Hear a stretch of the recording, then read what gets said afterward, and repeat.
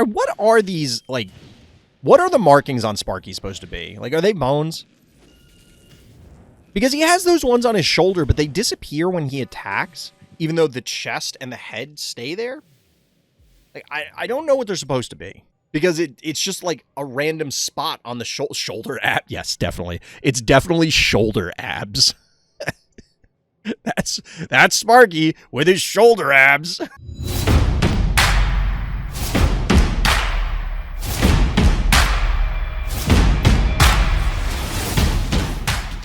I'm back. Puppy's not there today. That's okay. We try.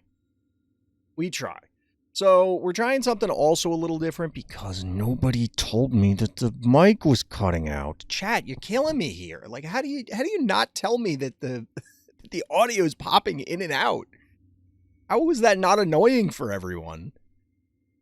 Come on, chat. Work with me here. So I adjusted some of the settings last night. I obviously now have the mic closer to me. I'm going to try and take better note of the audio mixer. And chat, just let me know out there in YouTube land if you are also seeing, or not seeing for that matter, or not seeing, having issues with the audio. Because most streamers, most content creators will tell you that the audio is more important than the video. It's easier to tolerate, and I kind of agree with this mostly because I often have stuff on in the background. It's easier to tolerate someone with a shit video feed than it is to tolerate someone with a terrible audio setup. Like, if the audio quality is really bad, it can be extremely distracting. Now, honestly, I watch some things where I'm literally just watching and I turn off the audio. And other things I'm just listening to because I'm doing other stuff that's taking up both monitors. But I can absolutely understand where people are coming from when it's super distracting if someone has a terrible audio setup. So let me know. I'm back to having this thing like right in my face, which is super annoying because like I gotta get used to it again because now I gotta like rearrange my whole desk and my workflow is all messed up. But it might give me an excuse to clean my desk anyway, so that way I can get things set up a little differently. But anyway, as you can tell, I did get a new hat in. That's why title's Fresh AF. Because, I mean, you can kind of see it. Like, the light makes me look balder than I actually am. You can kind of see. There's a little bit, but I thought this hat was awesome.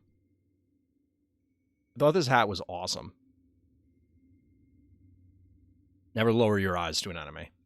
Shout out to all my Teenage Mutant Ninja Turtles fans out there. I need to read the rest of the IDW run. I'm so far behind that it's actually going to be costly for me to get the comics, because I'd like to get them physically, because I just don't trust anything digital anymore. Like, there was a time 15 years ago that I guess I was naive enough to think maybe there will be... I mean, there was always, well, what if this company goes under? But the thought was always, well, they'll sell it to another company who has a better business model. The digital rights to something / the setup, the databases and stuff like that. And then that way, like, say Comixology went under and it's now owned by Amazon. But like, let's say it was going under, it was losing money, then Amazon would sell it to someone. Puppy did show up. In case people were wondering. Probably saw her coming in the background. So if Comixology was doing so poorly that they couldn't make money, then they would sell themselves or get sold by Amazon now to another company that had a better business model and therefore would be able to keep it going. And obviously there would be money in that. The problem is like there's all these licensing rights and all these contracts and all of these weird legal issues and legalities in general. On top of maybe the people who buy them are just going to buy them and do what Warner Brothers does, stick shit in a vault and nobody can ever have it again. So realistically, I say that I'm being naive, but I kind of also had that thought of like, yeah, this is too good to be true. So I never really personally gave up physical stuff. Anything that I was like, yeah, I really want this. Hence, like, I want to get the Turtles comics physically. anything where I said, yeah, I really want, and obviously, like, you can see all the toys. Like, I like having a thing that I can hold. But that isn't to say that I don't leverage digital goods. The problem is that you just have to assume that you're going to get hosed. So if you feel like, oh, I want this potentially in 20 years, go buy the DVD, go buy the book, go buy the whatever. Because if you don't, it's going to go away. Because someone will make more money putting it in a trash bin forever than they will selling it. Inevitably. Like that's just the way things work in the modern world, unfortunately. So that's my brief venting of frustration with this stuff, but it is what it is, Jab. I was also, speaking of the audio issues, I was looking into new cameras, and Jesus, holy shit, cameras are expensive. Cameras are expensive. Like, my phone, I think, has a better camera than the webcam I'm using, or the one I'm using for the puppy. I think it's better, but I really don't want to use a third-party service like DroidCam or something that gives that access to my camera. Like, I don't know, it just feels a little weird. So I don't want to do that. Like, load up other apps or things that have access to the camera. It just feels strange. Fixing the volume real quick. So, I guess it's, I don't know, I'd have to look into it more, but it feels weird. If I wanted to get an actual, like, DSLR camera, it's minimum entry point of 300 bones. Yes. Can't justify that, chat. Like, it is just too pricey. I can't spend that kind of money for what would ostensibly be a minor upgrade for the stream. I don't think people really care about seeing me in higher quality. They might care more about seeing the puppy in higher quality. I can tell you that much. In fact, I would venture to say that I might actually get more subscribers if I had the puppy in higher quality.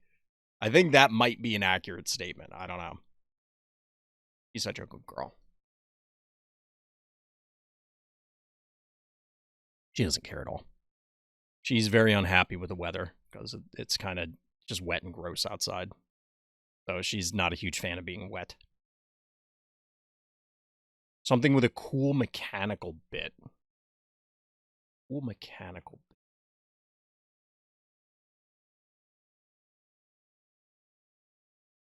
bit. I don't know if this is really what you were going for. So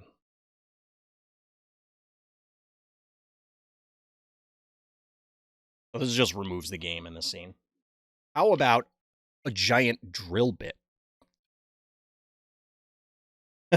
I don't know if this is quite what you meant. This actually needs to... Oh, I gotta wipe this down. I don't know if you can see the dust on it. Like, this was part of... I still haven't gotten around to, like, completely redoing the shelves and stuff. But, so this is literal bit. Yeah. Ooh, the lights still work, chat. I didn't expect that. Although it looks like the, there's a few different moving parts on this. So as you can see, like, it has flip out cannons. The cannons do shoot this red thing. I'm not going to do it because I'll never find the missiles. Yeah, there we go. So the drill bit spins all from this button here. That also is... What's the way I could have sworn there was something to peg this into. We're just going to do it here for now. So as you can see, it lights up and it spins. So this is the Decepticon Energon driller that we had. This was for Prime. So a big part of that was, storyline-wise, especially in Season 1, was Megatron is, of course, searching for a super weapon once he comes back. Spoiler alert for a show that is, no joke, 15 years old. Megatron is not in the first few episodes. Starscream is running the show. So Starscream is in charge, and there's this big thing because he murders The Rock. The Rock is cliff jumper, literally kills him in the first episode. It's like, oh, this is going to be the dark Transformers. It kind of gets into the goofy, especially in Season 2, the like find the MacGuffin of the week sort of thing. But through a lot of Season 1, and it does come back in Seasons 2 and 3, is the whole Dark Energon arc, which is quite literally the blood of Unicron. Like, they call it that in the show, and then they find out, yes, it is literally the crystallized blood of Unicron. She moved behind me. Hold on. Oh, I can't do it from the scene, that's why. All right, you got the back 2/3 of her. So, in some of the scenes in the show, you would actually have fights between the Autobots and Decepticons as the the Decepticons are literally drilling on planet Earth for Dark Energon. Hence, one of these. In the show, I don't believe it had these cannons on it, although they did use it as just like a battering ram. I definitely remember a scene with that. So this came out as a pseudo playset. So they had this, they had Wheeljack's ship that was called the Jackhammer because Wheeljack had a completely different personality. They might have been like one or more of these, but they were for Transformers Legends toys, which were the smallest scale. They were only like, like a couple inches because you have to imagine they would stand on this. They would have very basic transformation, stuff like that. They were fun little toys because they were supposed to be like the cheaper end of things. And then you get these play sets where it's like you can do cool stuff. I never got that many of them, but this was like the novelty of, oh my God, I'm never going to see this again sort of thing, which I don't think we've ever seen something like this again, to my knowledge. So it was pretty cool. What is that vehicle? It looks great. This is, you missed the first part, Dokuro, but this is the Decepticon Energon Driller. You can see the little Decepticon symbol on there. It's a Decepticon Energon Driller from Transformers Prime. So like probably came out 12, 13 years ago. Definitely a fun toy. Like I do like it. It's fun to mess around with. It's cool to just press the button. I don't really care about the light up. I don't even know how I change the batteries on this. I guess it's probably under this compartment. No, it's back here. Because you can see, like, underneath there's, you can see the screws. The coolest part is that the light still functions. I'm a little worried that, like, maybe these batteries, like, they've been in here for a long time. Transformers are my childhood. Yeah, I mean, you can see it back there. Like, there's Devastator. There's Devastator. There's a third-party Bruticus. The top of this is Transformers. Over here, this one and this one are Transformers. The thing that's directly behind me is completely filled with Transformers. And obviously on top of it, the one that's over there is Turtles, Mortal Kombat, G.I. Joe, and then down at the bottom, Gears of War. And then over here I have, and this is not the entire collection for the record. Over here that is all like parts. So like if they come with swords or weapons or whatever, I have them labeled in a little like screw case. I don't know if there's like a name for it. And then down there I have not Leatherhead. I'm 22, but that kind of figures brings me memories. I'm much older than that, we'll say. There's a baby. Notably no Jurassic Park. I know everyone had a lot of Jurassic Park toys for some reason. I had a Dilophosaurus and a battle damage raptor. No, I think the Dilophosaurus was battle damage and the raptor was not. But if you squeezed its legs together, it like lunged. Like the head would snap forward. And that's about it. I mean, I've had other dinosaur toys, but I didn't have like a ton of Jurassic Park stuff specifically. I have more toys now than I did as a kid, but I've talked about this before. I wasn't poor, but like I was kind of poor. So like all of our toys, not all of our toys, but majority of it was we would go garage sale hunting in the summer. And it would be, oh, well, the kids down the block that have now aged out of it are getting rid of their G.I. Joes or getting rid of their Turtles or getting rid of their whatever. Yeah, typically when you squeeze a raptor's legs, it'll lunge at you. I don't know. I don't have a lot of experience handling a raptor. I'm not going to lie. I'm not an expert. Not a paleontologist nor a biologist. Or an ornithologist, I guess. Also, Chad, I know people wear hats when they stream. And I just wanted to show this hat off because I thought it was cool. I like it. It's new. But I don't know how people do it because this is actually getting very hot. I'm used to a little more ventilation from my head. You can imagine. We were bored, but we did decent with video games because my friend's mom worked at a game store, so we ended up with the stuff the store was getting rid of. That's pretty good. Yeah, and like I had a lot of compared, like looking back on it, I was either, relatives had given me stuff or through garage sale hunting, like appropriate bargain bin hunting, we were able to get a lot of stuff. Yeah, I mean, obviously it's not a thing talk about too much, but we weren't in a position where we could just buy whatever or have all the coolest stuff.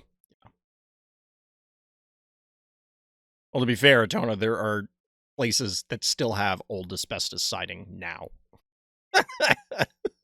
I get what you're saying, but like, there are people with that issue literally right now, which is crazy when you think about it. But anyway, chat, let's get into it. I didn't fix this yet. Camera box. I gotta add that to the list. Fix camera box. My to-do list needs to get rewritten because I'm running out of space. All right, let's pull up the list. How many games we got? We actually could probably go through the whole list. We'll see how fast these are tonight.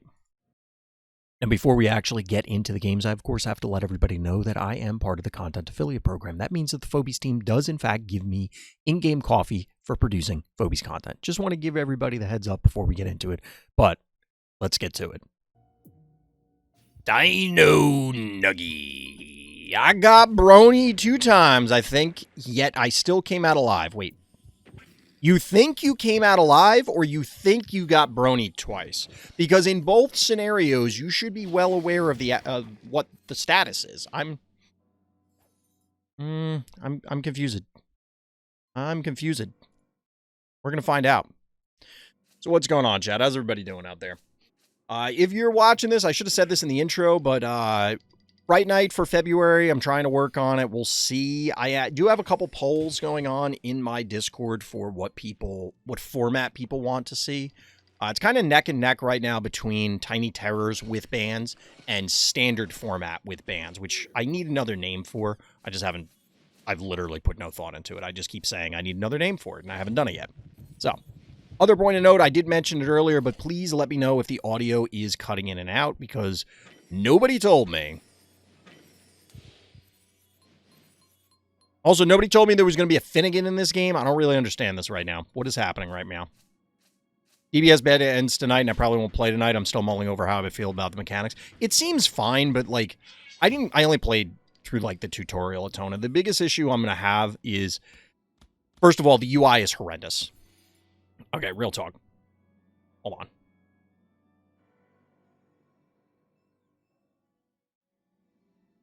Real talk. The UI for that game is absolutely atrocious. I actually have difficulty reading the cards, and given that everything, like, when you click on a card and it pulls it up on the side and it's like, here's the big view, it's still too goddamn small. It is like, imagine if when you clicked on a phobie, like, you click on a phobie, and instead of being this, it was only the portrait size. That's what we're talking about. On top of that, I think that they spent too much time coming up with these idiot graphics for, like, them throwing Kamehamehas at each other. I play games with worse UI. I mean, just because it can be worse doesn't make it good. It just means it's better than other things and worse than others. Like, that actually bothered me because I had difficulty seeing, for example, what the boosts were on cards. Like, just literally seeing it. So I had to literally squint at it and, like, get that close to the screen to see it sometimes. That's a problem to me. Like, that's an actual UI issue, among other UI issues. But aside from those problems, gameplay-wise, I don't know. There's this awkward endgame thing where you're trying to get through the resources and there's just an inevitable end that takes 7 turns to happen. I think that's all by design. I think all of the elements are constructed to cause the game to drag out so that you play more turns and therefore skill expression comes into play. The problem is, I think it really is just going to be a matter of, I play a card, you play a card to make sure that you don't lose, and then you're just draining like 1 card a turn or 2 cards a turn.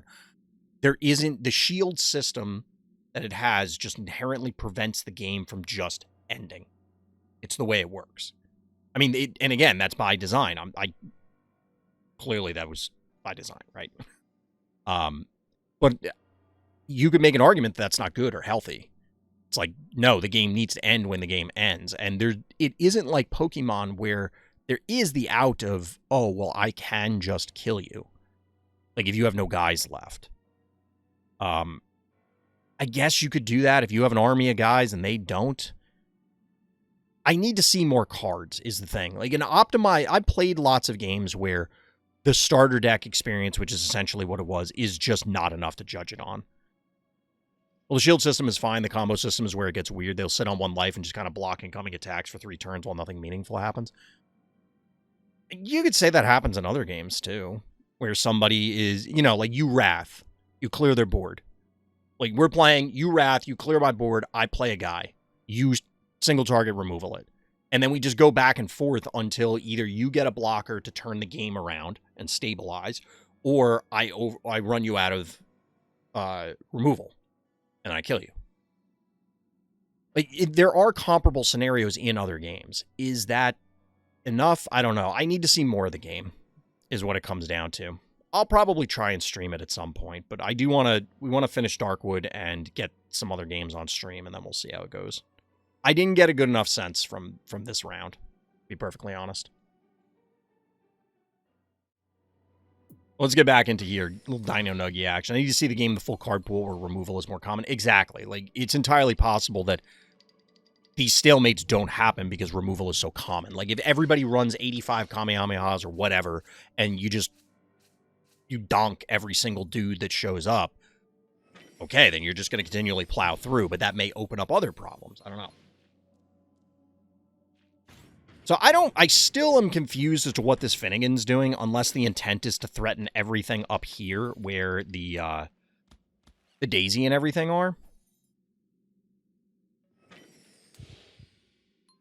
The bad guy's building up a sizable force here, although our hero, of course, does have a panic point advantage. There's no way to preserve this cat, really. Okay, this is interesting with the bank to 10 and the break here. What do we got? Bank to 15. Wait, what? Gravedigger, why? I don't know. I've seen some people suggest, like, breaking this obstacle before. I don't know if I really agree with it, but it came down early, relatively early. I guess you could set up some weird boops. Like, we'll have to see if there's a Gravedigger block into a Finnegan boop to make something happen, because hypothetically, you know, block something in and then get a weird... I don't know how the hell that would happen, don't get me wrong, but I guess it's not impossible. So we get I was going to say Gravedigger, but it's Erratic. Looking at the Gravedigger and then talking about Erratic. Playoffs! Talking about Erratic?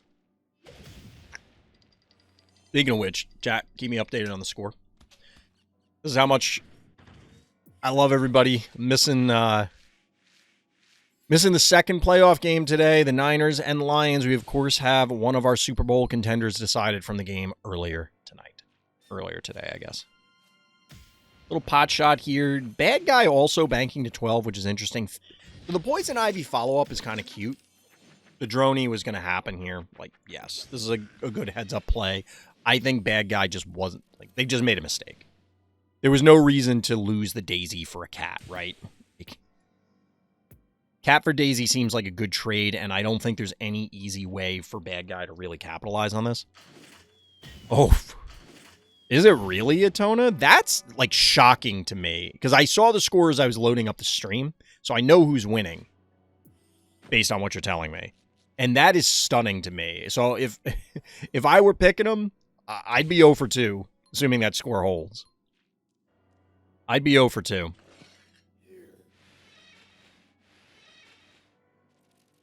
So we're getting a little repositioning action. Panic points in favor of bad guy, but of course a big map and only a 1-0 panic point advantage. It's hilarious because this, I mean, admittedly the Finnegan's trapped, but the Murder Wing has been pinned here for so long. Cat for Daisy is a good deal for the opponent. Sure. I know there's a little lull emoji there. All right, so we got a little brony action coming. There's no way to dodge the brony here for our hero. Not meaningfully, anyway. Well, I take that back. So there's a couple different ways you can position here to at least make the brony extremely awkward. So, for example, with the erratic position here, as we're seeing, that means that the brony has to come down here and they get these two, but then they don't get these. If they go through the middle, they get these, but then they don't get these two. You know, you're not nuking the entire team. I am curious if Brony is... Brony feels like it should be good on this map, right? This is not a great Brony. Bad guy, of course, had to walk like their entire team to the other end of creation. Like this Poison Ivy is out of the game for like 2 turns, right? Also, they got to walk these back in. They just don't have a lot of damage represented. Like moving the cat is kind of a big who cares. But notably, our hero was able to keep the Inoculus untouched. So that means, hey, we got a pretty tanky Phobie in Tickles and not a lot to really threaten it. Even removing the trap that this Poison Ivy laid. Not bad. Not bad. Whoa. That. Something weird happened with Obs. I think my video card is dying, chat. I gotta, like, run a health check or something on it. I think my video card's gonna eat it. Which would be very bad. I think the stream would be out of commission for a while. We get a Pterodactyl as a follow-up.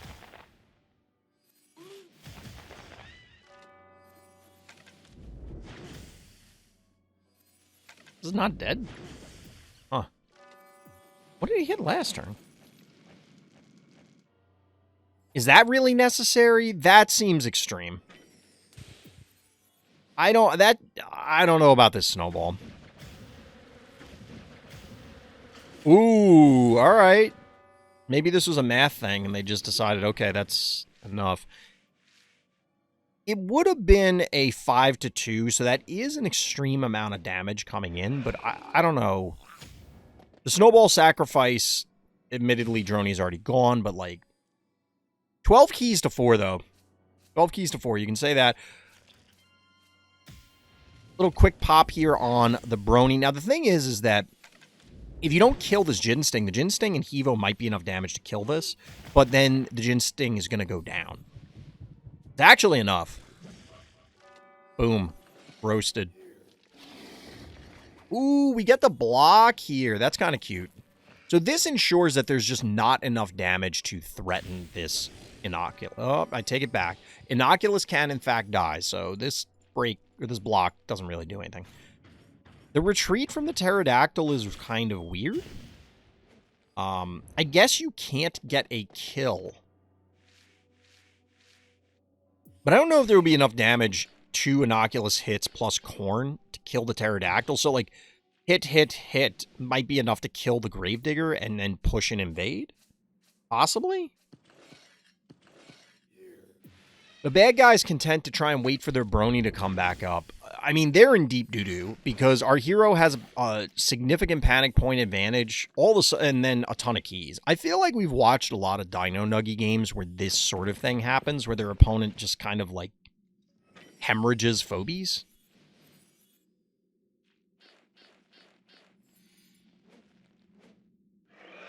Making a note here, chat. At this point, the video card weirdness has happened so many times that now I'm, like, actually getting concerned. I'm gonna have to run a health check on it and see. Ooh. That's a lot of panic points. That's a 6-1. I don't really get the Moly Bully here, but sure. I also don't love this setup unless... You kill this? That's less than ideal. So the Brony comes in and goes 1, 2, 3. So it's going to get these? This feels like just an error. Admittedly, they're going to turn these 2 off.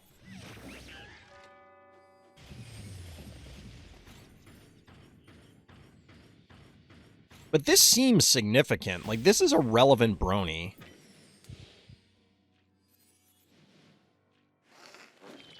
Because you're not going to be able to threaten these.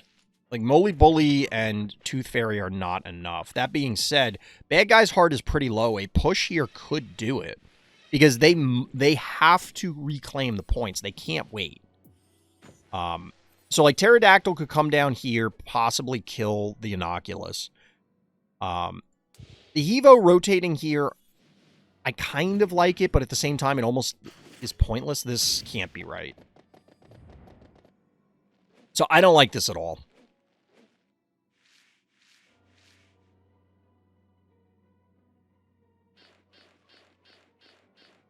Yeah, this has to happen.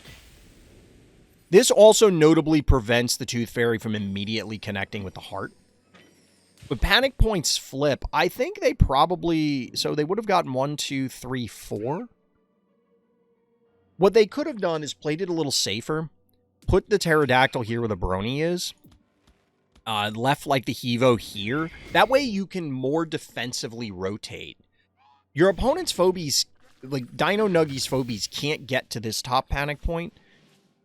At least not right now, and you can kind of use the Pterodactyl to guard it, slash the Hevo, like the combination of those two. But now you're giving up this Panic Point back to our hero here, which admittedly still Panic Point advantage, bad guy. But I think you could have played it just more defensively. As bad guy, I mean. Oh, you can't give up these Panic Points.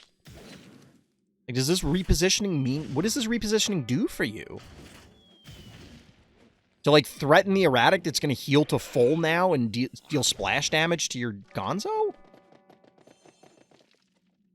Alright, so you body block with the Brony. How is this Innocuous not dead? What did he even kill? Oh, the Moly Bully. I don't know about this one, chat. This seems suspect.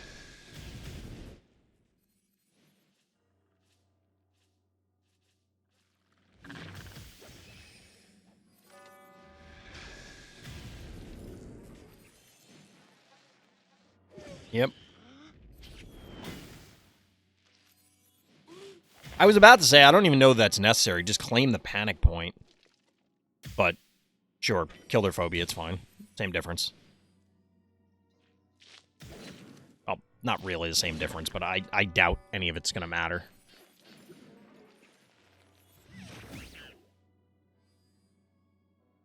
I don't think it matters. I mean, well played, Dino. I feel like, as I said earlier, that I think that people are, like... I feel as though we've watched a number of Dino Nugget games where the opponent just kind of throws their Phobies into the wood chipper. And I don't understand why these things are happening. But either way, GG. Chat, like I said, let me know if the audio's cutting in and out or anything. I guess I'm having a bunch of hardware issues if the video card's also failing me here. Clicked on the wrong thing. That one was not a hardware issue.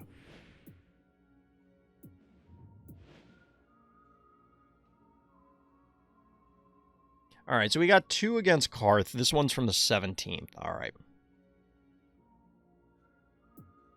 Rossarius going up against one of our more common bad guys in Karth. Makes you happy when 1 eye 10 times, assuming 1 in 10 times you win against one of the top dogs. It came down to Phobie choices. Daisy can be hard to deal with. At the end, I wasn't sure what I was doing, but turned up good. All right, let's see. We got another long-ish game here on Mysomania, another 33-turn game like the first one. Insert throwing computer into dumpster for opponent Phobies. Oh, for the last game? Unless you mean for my computer. I don't understand where you're going with this, Steven. I don't get it. Ooh, we get a little bank action from bad guy here. We're going a little 10 keys here. What do we got? Ooh, it's been a while since we've seen a Steve's game, chat. It's been a while since we've seen Steve's. Little Steve's action.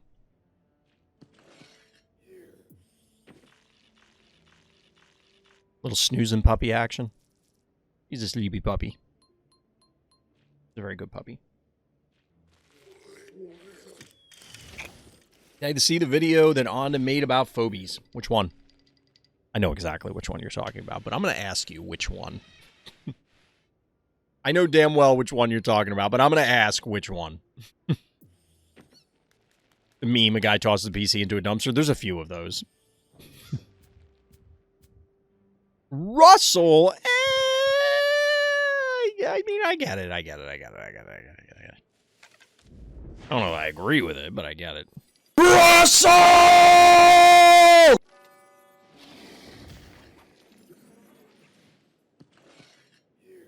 Russell action. Let's go. Sleepy puppy about the situation about the game. Is the game as a whole or this particular game? What are we talking about here? Yeah, I posted a screenshot related into my Discord about Stormgate. So they actually have a scout unit that's literally called Scout, and it's a dog. So you start the game with Scout if you're a certain faction. I think I'm assuming if you're the human faction. I think each faction will get their own Scout, but like here. The demon faction's not gonna have a dog, right? They're gonna have like, I guess they could have a hellhound, so you know, something like that. I don't know. How am I feeling? I'm doing better than the last few days. I appreciate that, but I'm still not doing great. You don't pee about a quart worth of blood and feel good. I can tell you that much. I got the inside scoop, chat. If you pee that much blood, it's not fun. And you might think that I'm exaggerating for comedic effect. This is not hyperbole, chat. It's not. I know because they even told me the amount. I'm sure it wasn't all blood, but... yeah.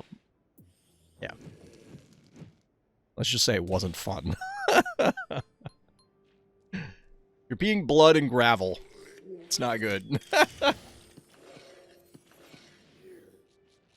do you even do with that much blood? I mean, I'm sure the facility, because I wasn't like at the hospital, it was an outside thing. I'm sure they have to dispose of it the way they would any other biological waste. Like you gotta safely destroy it, kind of thing.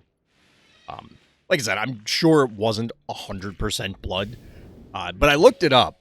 I did look this up because I was very curious, and since we're watching an Akira off here, well, not an Akira off. It's really only... Wait. Hold on, chat. Hold, please. Oh, we're just getting a creep pull. All right, never mind. That's not that big a deal. I looked it up. Like, the amount that they told me was in the jug that I had to pee into. They gave me the amount, and I looked it up, and, like, I'm not exaggerating. It was a quart. That wasn't how they described it, but, like, it's basically a quart. And, like, which kind of comes out to about 2 pints, which is about the amount that you can donate blood if you are actually donating blood for real. Because beyond that, I guess it's dangerous or unhealthy. And a lot of places, I think, only let you do 1 pint. He talks about the problems in the game, also lack of information for players and content creators from the game. Was it are you talking about the meme video one, Takuro, that he posted in the main Discord, or was there another one? Because the meme video was the one I saw. Alright, we're cooking with boss. My urological issues aside, let's see what's happening. I can't wait for Rossarius to watch this game on YouTube and be like, what in Christ's name were you talking about the entire time? Why are you ruining my game replay with your health issues? Like, that's going to be funny. Yo, chat, how often do you see a juiced up Steves? Let's go. Shout out to Andy Reid. If you know, you know. 24/7 going into halftime. My God. That feels like somebody was just unprepared. I had a severe nosebleed 2 days ago when I came home from my walk. My housemate started screaming, thinking I was battered by some goons. That's brutal. That's brutal. I mean, a nosebleed, I guess we can count as a head injury or wound. Like, yeah, you bleed a lot from those. All right, cook walrus. It's what's for dinner. It's weird. I don't know why you're requesting that, but it's what's on the menu. What if fire phobies defrost from ice sooner than other phobies without a fire attack? Why would we want that? Like, does fire really need another buffs? Holy shit, that hurt. What was the big brain for? I was looking at chat. Did I miss something? Or did you mean the freeze traps that, like, everything's frozen? Because that's actually hilarious. It would make sense. Okay, so there's a different... Like, at a certain point, and I say this for pretty much every game, at a certain point, it doesn't matter how cool it would be for the lore. All that matters is that it is balanced. Oh, the delay. Fair. Like, you need balance for the thing. Like, fire does not need another buff because then freeze is like a dead mechanic. Bad guy valiantly putting in an effort, but Rossarius, shout out to them. I am a little surprised that they allowed the boss to thaw, but I can appreciate it. You're isolating the boss, and realistically, as Rossarius said in the notes, like, what the hell is Karth going to do at this stage? If you're one-on-one, like, you're probably not going to be able to kill this stuff, so. 3 Phobies to 2, you can't really kill the Daisy. It's going to be super challenging because you're not going to be able to hit it to kill it and walk into range. Now, admittedly, bad guy does have a panic point advantage temporarily. Like, look at this. Oh, man, that Jin Sting is clinging to life.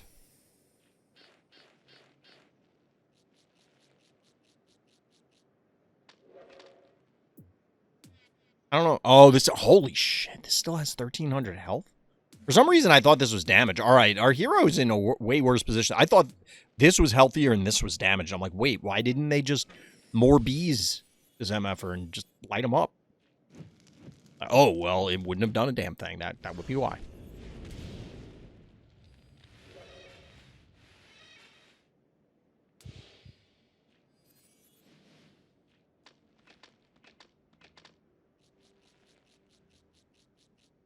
This is interesting. So this does kind of bait the boss to come back down, right? Oh, that picture's dope. This might be... Oh, no! I didn't do this. I'm going to have to fix this. So I can disable my camera, but I didn't add the rest of it onto the button. This might be the thumbnail. Like, this is pretty cool. It just looks pretty sweet. And I don't think I've had boss as a thumbnail before. I was going to say that this might bait the boss to come down. And I actually paused it so I can look at the hard health. 70-50. Ooh, our hero can't... I mean, it's possible that you claim this panic point and are able to... What? Okay. All right, I like this. I like this. Because this means if they come back after you, you can take this. They're never going to do that at this point. Like, they're all in.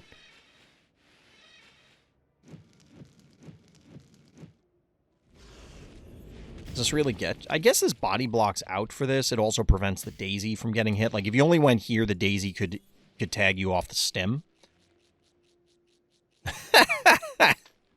Oh, baby. All right, 5-0 panic points. Now, that's a thing. That's a little bit more damage here. 45 to 54. Let's see what it is. Oh, 1175. Get wrecked. Getting bodied here. Heads up plays from Rossarius. Shout out to Rossarius.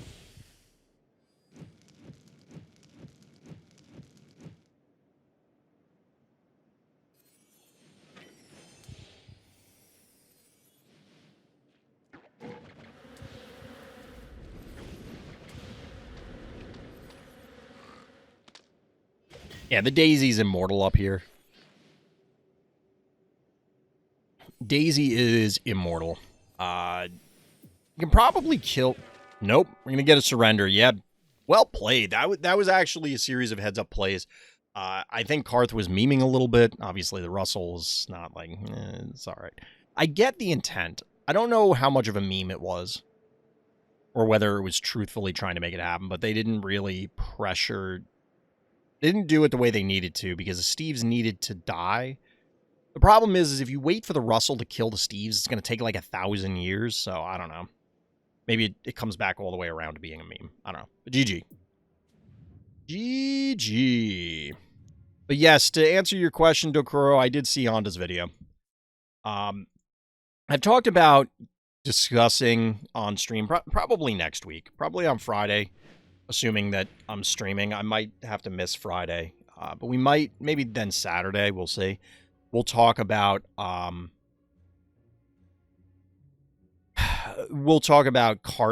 karsts, not as in Karsticles, not karst. Their compiled list of suggestions. I did add some of my own. Fun NFL fact, the record for the least yards in a single game is -7. I feel like I knew that. But I want to talk about it because I disagree with the community's suggestions almost universally. I disagree with the vast majority of their complaints, but that isn't to say that all of them are invalid or that the ones that I disagree with are more about the way they're presenting them kind of thing. I don't disagree with what the ultimate point is, if that makes sense. It's kind of difficult to explain because, I mean, as Karsticles themselves put it, you can't just go, well, I want more free stuff, which is 90% of what people complain about. And it's not wrong, but at the end of the day, you have to recognize that you're just not going to get more free stuff. It's not impossible, but realistically, it's not going to happen. The -7 yards record is Seahawks-Rams in 1979. They had a total of -7 yards in the game. Wait, oh, you're saying for both teams. That's even more ridiculous. Maybe I didn't know that fact. Because that particular game does not sound familiar. I don't doubt it. But yeah, I want to do a reaction video. I wanted to do a This Is What Phobies Needs video, but I think what I'm going to do is the reaction video to, I guess, Onda and Karsticles, and then wait until the anniversary update, see what actually happens. Adjust the mic. See what actually happens, like what they actually do, and then from there do okay, well, this is what Phobies needs. Because if they're not, and I posted some jokes in the main Discord, because I think it was Potenzia was posting, said something like, someone said, we haven't heard from the devs in a while, and then they said, well, they're so busy doing the balance update, and my response was, hope is a dangerous thing. Isn't this technically a reaction video? I mean, I just mix in commentary anyway. I was going to do like a dedicated video because I want to go point by point and talk about Karsticles' suggestions. I don't have them up in front of me, so I can't do that. I also watched Onda's thing the other day. First of all, I thought it was going to be like just a 10-second meme video, and then it was like, oh, this is like an actual thing. And I will need to rewatch it. Because as I said, I don't agree with everything that everyone's saying, which it would be weird if I did, right? Especially because some people have contradictory opinions and suggestions and comments. But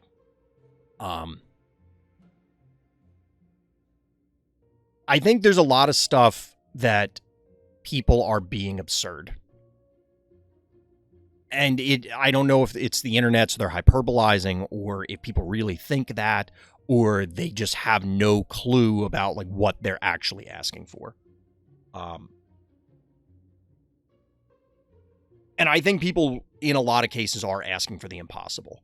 That isn't to say that the devs can't do something. Like the too long didn't watch or you don't want to be bothered is, I think the devs have a lot to answer for. I have a lot of negative things to say. However, in their defense, I think the community is as bad or worse, because it's always ridiculous to call that on the internet. Like, nobody knows each other on here. We all see each other's screen names. Okay. That's not a community. We don't hang out and have barbecues. You know what I mean? Like, we don't go to like your neighbor's kid's ball game or something to like support the kid or like whatever. You know what I mean? Like, we don't go to the same church. It's not a community. We all just happen to play the same game. Which is fine. But I think people overstate and misunderstand in general. Like, everyone thinks this. No, they don't. I promise you, no, they don't. It may not even be the majority of the people in Discord, of which is a incredibly minuscule subset of the population. Arguably, if everyone in Discord stopped playing the game tomorrow, it probably wouldn't even make a dent in the game population. It might be noticeable, but I doubt it. I think that's what people fail to recognize. So a lot of the complaints and stuff, yeah, at their heart, there's a kernel of truth.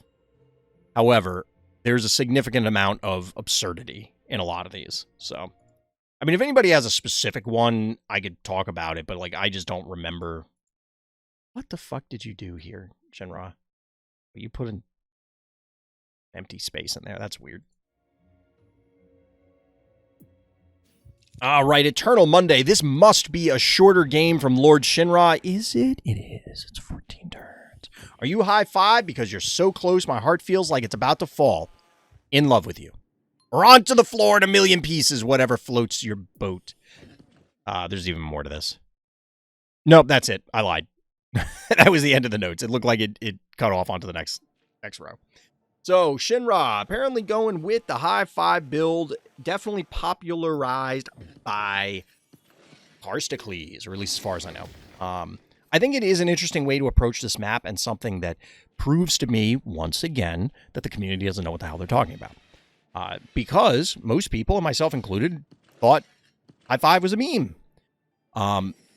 However, if Karst or anyone else is clobbering the ladder with high five, why aren't we just seeing people go Boss Gonzo as a response? That may actually work against it. Maybe it's not good. I don't know. But we haven't really fully tested these things, and I refuse to believe that the community is in a position to say, yes, this particular thing is solved.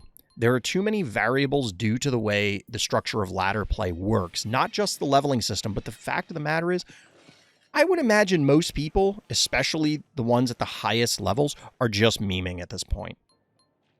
So until we get people super try-harding and trying to do Boss Gonzo and how do I beat Boss Gonzo on this particular map under these circumstances with relatively even levels, it's just never really a fair comparison. You can absolutely figure it out, and I think that is true, but I don't believe that there's enough people putting in the amount of work required. There are a few people in this game. I've mentioned some of their names already. That doesn't mean that that is a significant enough population to rule out, hey, this person just made a mistake. This person is just whatever. But in any case, we get the heebie-jeebies power play out of Lord Shinra, blocking off bad guy, of course, banking up to 8. Innocuous in position to just absolutely shell the heart, and realistically, what the hell is bad guy going to do here? Even this one turn of triple panic point, look at this. We're going to pause afterwards. High five is obviously coming down and thundering across the board. Oh, wait, we didn't get the panic points yet. 4,100 health. You'd say, oh, that's a lot of health, except this is 4 hits and a high five next turn. And unless bad guy, what are they going to do? Run a snowball out here? Run a droney out here to body block? Actually, now that they cleared this obstacle, never mind. They could run any 2-mover out here to body block. It's still going to make life complicated. Ooh, we get a little Yeti response. I don't hate that. I don't hate it. The issue is, without lobbers, you freeze the high five, but you still have line of sight for the Innocuous and the bow, and of course, bow with a gazillion HP is just going to sit there and shell the heart. This is a big clock. In fact, this is like a 2-turn clock just from these alone, not counting this high five hit that's going to connect.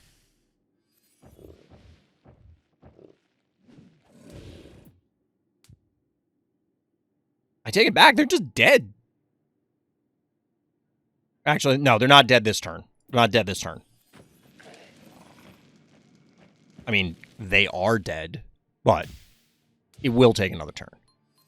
Very well played by Shinra, and this is what I'm talking about. I don't know that you could say that bad guy had a really poor opener. You know what I mean? Like, maybe Yeti wasn't the appropriate response. I thought it was cute, but, like, if you had the answer to this, great. But I can promise you that there aren't that many people who have explored using this opener, and way less people that have, oh, you're going high five, this is how you beat it. Most people are going to crap their pants when they see that thing hit the board. GG.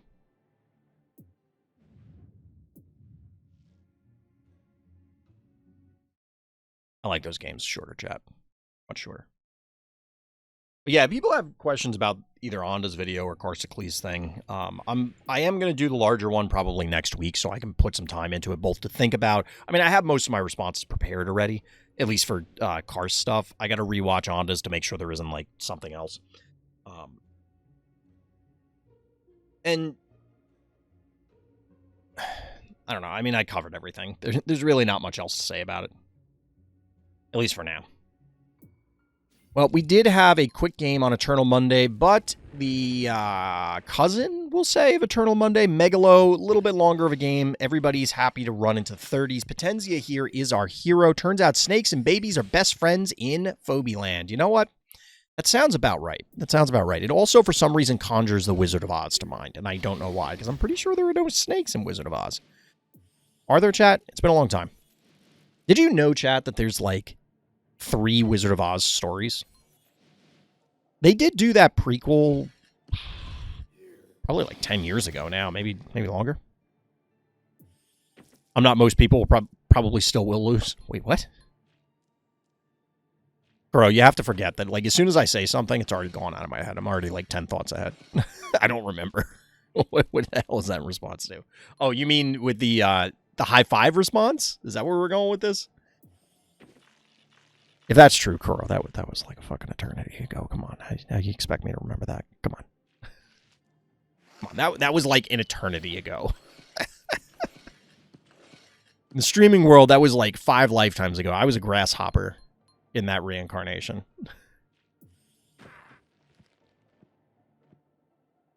We get a little Klepto action. You know what's funny? I feel like I haven't seen a ton of Klepto lately. But Oopsie Baby, absolutely an underrated phobie. Absolutely an underrated phobie.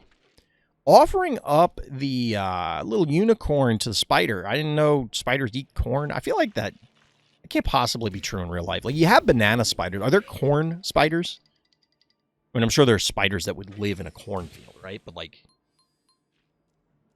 there is a notable snake thing in Wizard of Oz? In, like, Wizard of Oz proper or one of the other stories? I was a fly, died and reincarnated. That's how long ago it was.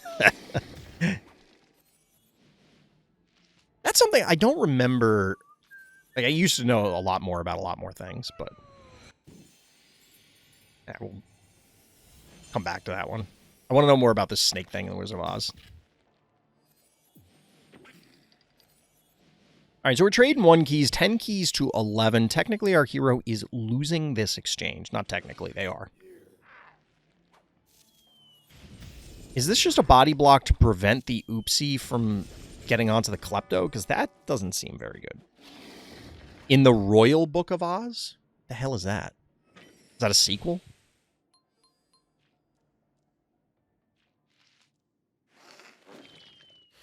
I know there's multiple stories. But there's also, like, there are 3 never-ending stories. There are, I think there's, like, 7 Chronicles of Narnia. I mean, they're not all, I don't know if they're all called Chronicles of Narnia, but it's like, the official title is Chronicles of Narnia, The Lion, the Witch, and the Wardrobe, and that's only one of the books. The ABC Serpent, the Snake in Mer City. I have no idea what that is. I have no idea what that is. All right, get a little repositioning here. 11 keys to 10. We're basically at the same position. Bad guy refusing to commit anything. Now, this is similar to... I like this. Get a little splash damage, some chip damage going down. This is similar, but in reverse to, I think, our first game, where Dino Nuggy was just like, I have 1,000,000 keys, and I have control of the map. Have fun. Instead, our hero's on the wrong end of this particular stick. But Bad Guy invests a little bit more than half of their keys in an attractor. You know, I don't hate it, but I have to imagine that this oopsie baby is going to result in a powered down Klepto. Honestly, I think, yeah, move the oopsie baby down, right? Or did the oopsie baby move twice? Well, Hydra.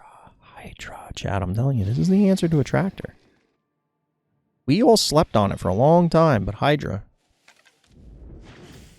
Bad guy could have got an interesting break here, but there's really no way to capitalize on it. So instead, we're going to get a power down. This question is what? The snake that teaches the merfolk kids the alphabet. That makes sense given the name, but I don't, like... Look, my Wizard of Oz knowledge is the movie from, what is it, the 70s? Whatever year it came out, like the old one. And then I watched the prequel that came out in, like, the early 2010s or whenever it was, and that's it. So this is at, like, this flying V formation that's getting set up here. Okay, never mind. It's, I don't know. We'll have to come up with another name. This concave that's happening here is actually what I like to see as anti-attractor. There's really no effective way for bad guy to yoink there because you're plopping a Hydra in your own lap. You certainly don't have the damage to kill it. And the oopsie baby, if it's ever able to connect, and it may have survived that particular pull, is going to power down your Klepto, and then, whoops, I guess you're just doing 0 damage. Bad guy with 1 key, but really no meaningful way to break this. He's made of blocks and has a tape measure for a ton. Wait, what? I feel like I'm being trolled here. Is this for real? I mean, that absolutely sounds... Actually, no. You know what? That doesn't sound like a Wizard of Oz thing. That sounds like Alice in Wonderland. Also, another series that has, like, many more stories to it than most people realize. So we get a power down on the attractor. I don't love this, but really, what the hell is bad guy going to do here? They're going to get a pretty solid Temptress hit, plus, of course, double Klepto splash. This is interesting because you're not... Wait, really? Okay, so I thought that the Temptress was going to come in and do its AoE, but they're choosing to take this down. That leaves all of this alive. This is just not ideal. The boom, really bad here. I assume that had to happen or you would not have killed the boom. Otherwise, why would you have done that? I also don't quite understand targeting this down. I mean, I guess. I take it back. This is doing, like, no damage. The Klepto is going to eat it. I have to imagine. Oh, wait, no. You have to pull it back. It's going to die otherwise, actually.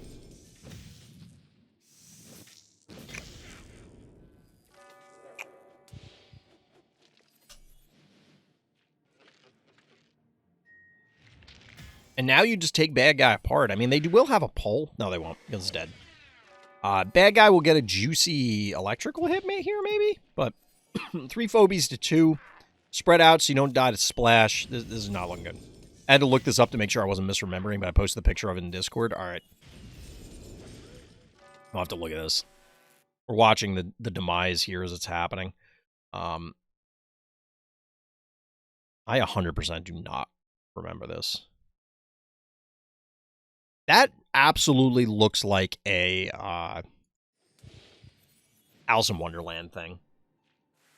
Also, does anybody remember... I remembered another Wizard of Oz related thing. What was the name? I think it was just called Oz, where it was like more steampunk dystopian Wizard of Oz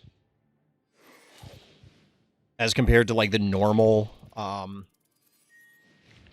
mean, it's still kind of dystopian Wizard of Oz, I guess, in general, but like it was like probably like a sci-fi show. It was probably like a sci-fi show.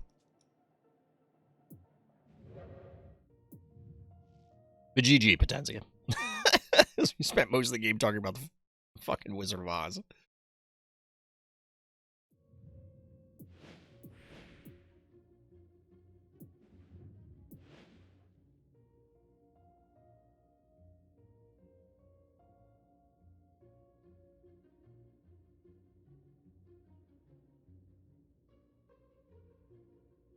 Is you only play one person? Like, what? You got this person, then you got 1, 2, 3, 4, 5. I mean, some of them are favored 6, 7, 8, 9, 10, 11, 12 games in a row. Like, what? They're all frenemies games, but like, you're just completely giving up on ladder. And then these are oh no, that's a frenemies game. Never mind. All right, I assume it's this one. It's probably this one. Which is weird because it says a Temptress MVP. Maybe it's this one. It's probably this one. There's a Temptress here. Yeah, it's Temptress MVP. All right, 45 games in a row playing against the same bad guy. Where's Rosaldo? Here's Rosaldo. Get it? Because it's a Where's Waldo joke. It's not really a joke. It's just saying their name and where are they? It's not. That doesn't really constitute a joke, right, chat? But either way, Rosaldo here. What were the notes? I was just laughing about him. Rare Temptress MVP, and yet another 3 keys well spent on Dial. We do love a good Dial game. I will absolutely take a Temptress win. They are, in fact, rare. So it could be 2 things. There was Tin Man, which a grittier take. That could be it. And then I think there was Steam Engines of Oz. It was definitely not Steam Engines of Oz. It was probably Tin Man. If you don't know what we're talking about, Rosaldo, you can check out the previous game. I don't know if people like skip to their game or they watch the whole video. There's absolutely people out there who watch the whole video. But I wonder how many people just skip to their game or like skip around for people that they know.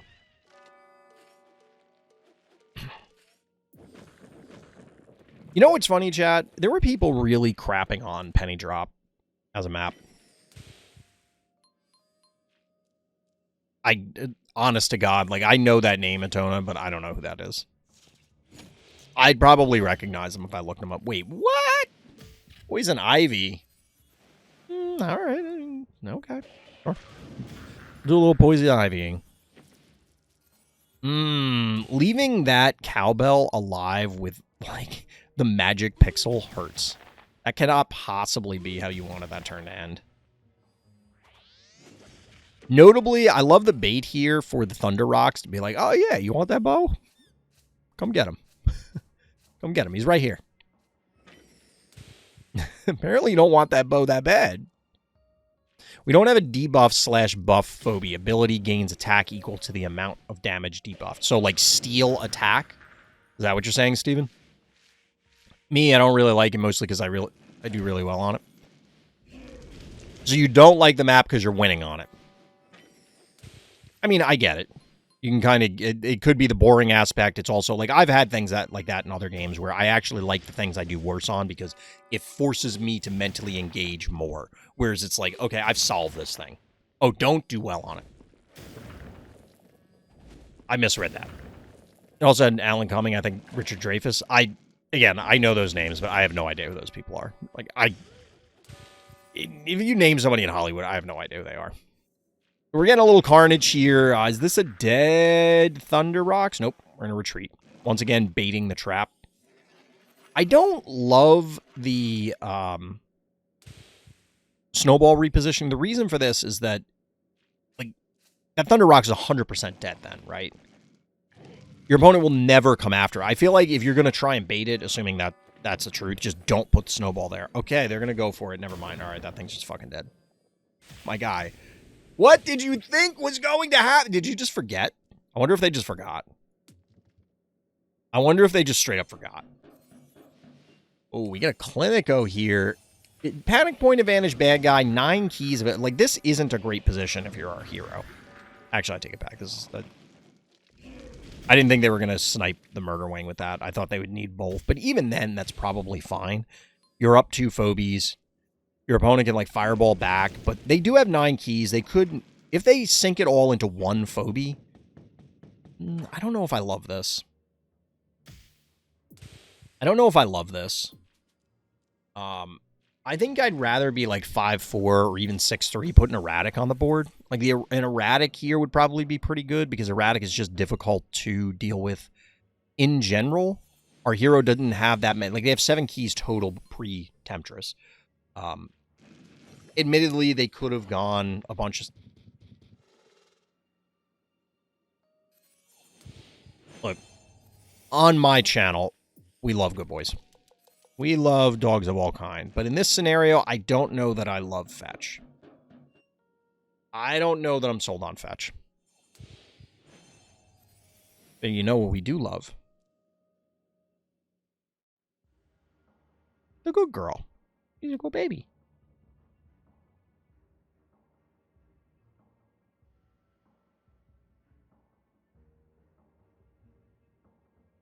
She's a very good girl.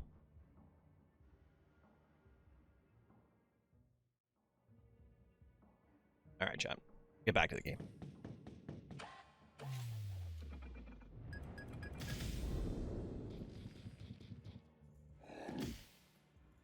Bonk. Get cooked, Bo. Honestly, this doesn't look terrible for bad guy. All right, so we're getting dial going down on fetch. Pretty significant, and yet another indictment of melee phobies in this game. It is just supremely difficult to get value out of them. So fetch is probably going to just hook the snowball, right? Yep. Oh, no. Wait.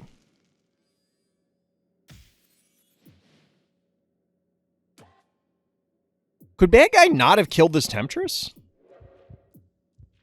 1, 2, 3. Yeah, you could have gone. Why wouldn't you kill the Temptress? I guess this puts additional pressure on our hero. But I feel like if you have a panic point advantage like that, and you just remove the body, like, they're not killing your... Dial Clinico are not killing these. It's just not happening. I think this is just an error here. Bad guy needed to just finish off the Temptress. There was no reason to allow it to continue to pester you.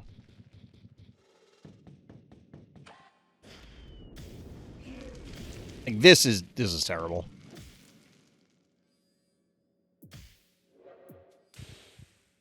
Yeah, the Temptress put in work, I guess. Clinico assassination. I like the dial repositioning. Or the reclaims here. Like, that's good. Makes your opponent work a little bit harder for this.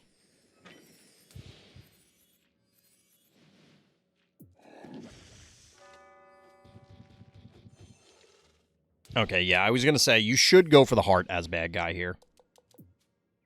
And then I was about to say, I think Dial is live again. That sucks if you are a bad guy.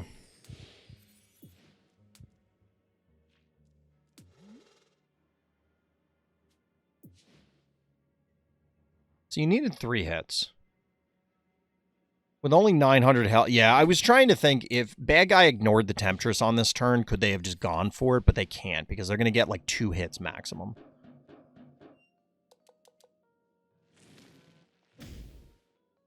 Very well played by our hero here. Well done, Rosaldo. I think it just kind of came down to bad guy's error there. Bad guy needed to eliminate the Temptress. You just have way less options then. And I'm not sure there's a way you can kill it because you're not killing the mother load. You're not killing the other 2. And you certainly don't have, like you can't race them. You're down panic points. There's a lot of bad things. But leaving the Temptress alive, hey, who knew? GG.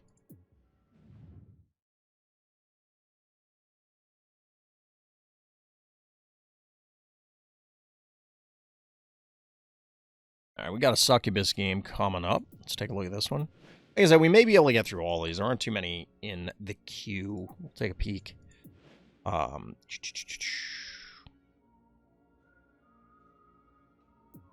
got a long one. Strap in, SuccubusAloo is our hero here.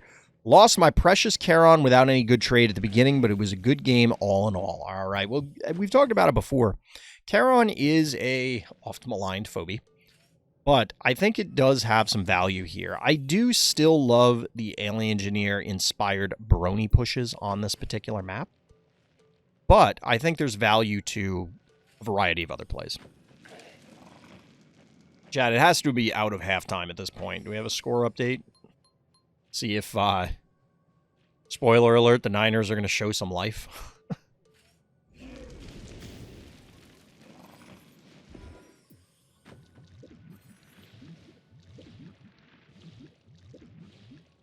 I just Charon by the way it looks. There's a lot of adjectives or verbs that could go in there.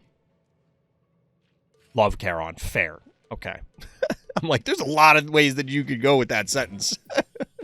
I just love... Ooh, we got dueling Charons. Okay, okay. Charon does look really cool in this game. Similar to Akira, there are a number of other phobies as well that... It's kind of unfortunate. Really? I understand how this died then. What was I going to say? There are a number of phobies that the animations I kind of wish were attached to other phobies. Just Charon, nothing else. Only thing I do. True. Just heard a weird noise.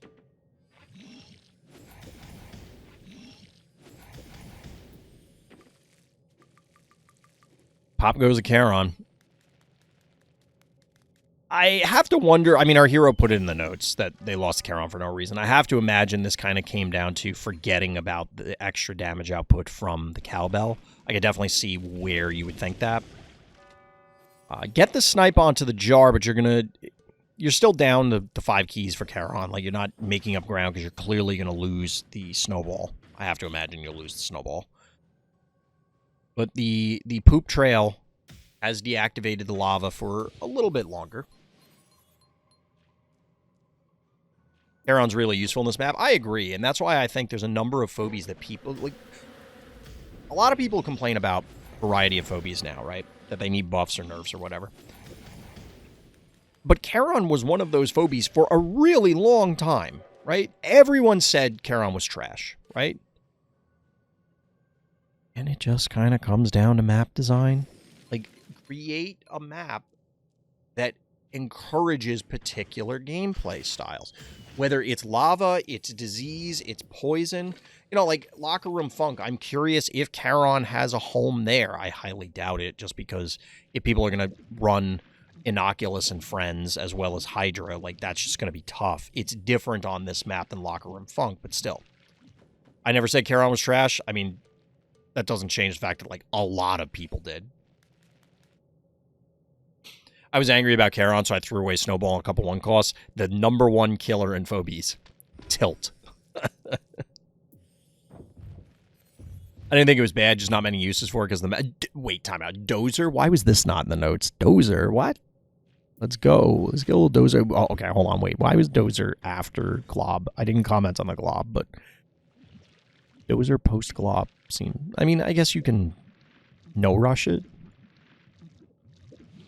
I don't love bad guys. Like, I don't understand the Glob at all here. Like, full stop. Even if it was Dozer then Glob, that still makes no sense to me. It's just going to take a million years, and of course, no rush. Don't diss my boy Doe. Ooh, a little Sparky action. Not a huge fan of ye old Sparky. That is what it is. I thought if something's going to get globbed, it might be Dozer. But you're better off just not letting it get globbed or getting a displacement tool, which would also double as a good way to fight the Hevo 3.0. Like, admittedly, right now, you got to give it to bad guy for their setup. I just feel like the Dozer is going to be difficult to get into position. And now that they have the spider, there's some challenges here. It's low-level Doe. What are we looking at here? Level 11 Dozer. We're in... it's a little under-leveled. It's not like... I mean, compared to the rest of your team, yes. But it's kind of keeping...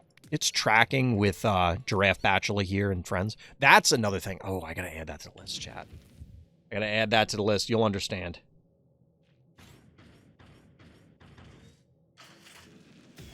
You'll understand. I got something cooking, chat. I got something cooking. I'll post about it in Discord. If they still had Charon, they'd be in a better position. Could help Dozer in position? Yes, absolutely. Dozer's extremely limited at this stage. Now, that being said, I mean, they can't really, like... You can't come after the Dozer right now, because if you yoink it, you're not getting to it. Admittedly, bad guy can just continue to position more and more aggressively. Get a quick takedown here in the corner. When it goes all right. I mean, I don't... Fine. 24-17, maybe the comment was wrong. Maybe the comment wasn't wrong. Which comment? I mean, it's halftime. So halftime adjustments are a thing. And plus, okay, so we were joking about this with some friends of mine earlier today, but wouldn't it be the most Lions thing in the world to give everybody this much hope and then just tear it all away in the championship game? I feel like that's even worse than losing in the Super Bowl. For that. Maybe it's not. Maybe it's not. But like, if it's not, then it's the second worst thing. Where the Lions are such a perpetual disappointment that they're going to do it to them again. And you know what'll happen next year? They're going to go 0-17. They're just going to get bodied for no reason. You need the Niners to win so you can keep your playoff bracket perfect? Good luck. Good luck. I'll be honest, I'm very happy, regardless of who meets the Kansas City Chefs. Shout out to the, like, ancient Snickers commercial. Great googly moogly. When Super Bowl commercials were still funny. I feel like the last few years haven't had great commercials. I think chat, what is your favorite Super Bowl commercial of all time? We'll probably have this come up again, but like, what's your favorite Super Bowl commercial? I think mine is the Doritos commercial with the magic snow globe. And then he throws it through the machine. He throws it through the vending machine. And then the other guy he's convinced that it works, so then he just like beans his boss in the nuts with it. It was like, oh, that was so funny. I get a little dial action. Okay, I don't hate the Finnegan here. I don't love it, but I don't hate it, especially given the restriction on key amount at this stage.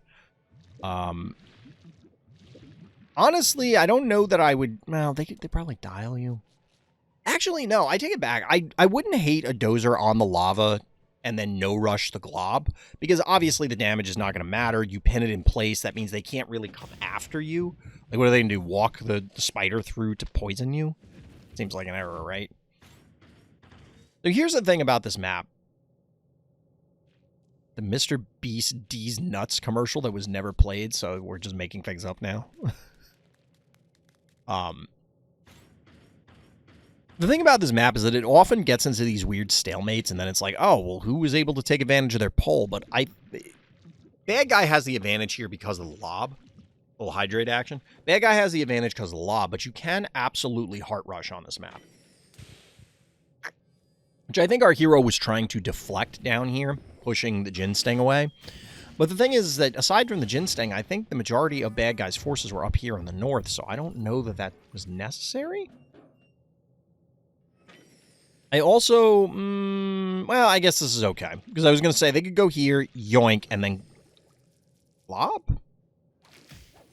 All right, this is adorable, actually. This is a great play by bad guy. But we'll see. A little bait action on which part? If they don't have enough damage here, they being our hero, which they might not, bad guy might have made a good play here. 888 is still significant. So this can hit, this can hit, this can't hit. That's 6 and 8 is 14. Oh, this might die. Never mind. Never mind. So the reason I thought this was going to be good is because you do body block here in order to prevent the Finnegan boop. Therefore, you can digest the dozer. The problem is the combination of this and Daisy probably kill this, freeing it up so that way the Finnegan can come in, free the dozer, and the dozer just goes fucking ham. But we're about to find out. I'm going to let Succubus cook. Lion just fumbled at their 25-yard line. I'm telling you, the meltdown is real, chat.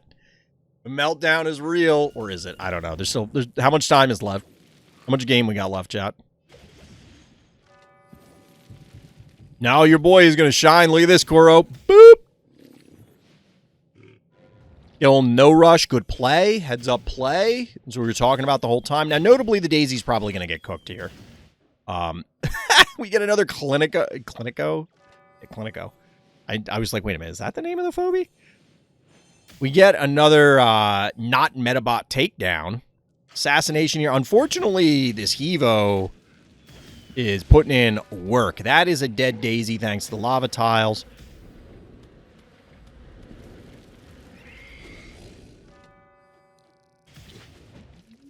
So our hero is in a bit of trouble, but of course you have Clinico to remove the poison. You have a Dozer on a spot. That's like a lot. Wait, when Dozer uses ability, does he burp on the other phobia? I like to look at it as vomit. He's literally vomiting marshmallows, because this is clearly, Gozer from Ghostbusters, right? Gozer, Dozer. He's the fucking Stay Puft Marshmallow Man. Like, come on. It's gotta be. For the record, no rush feels like an eternity, although it's really only been like 2 turns. Again, bad guy with the late game boom. Our hero here clinging on. Clinging. But maintaining.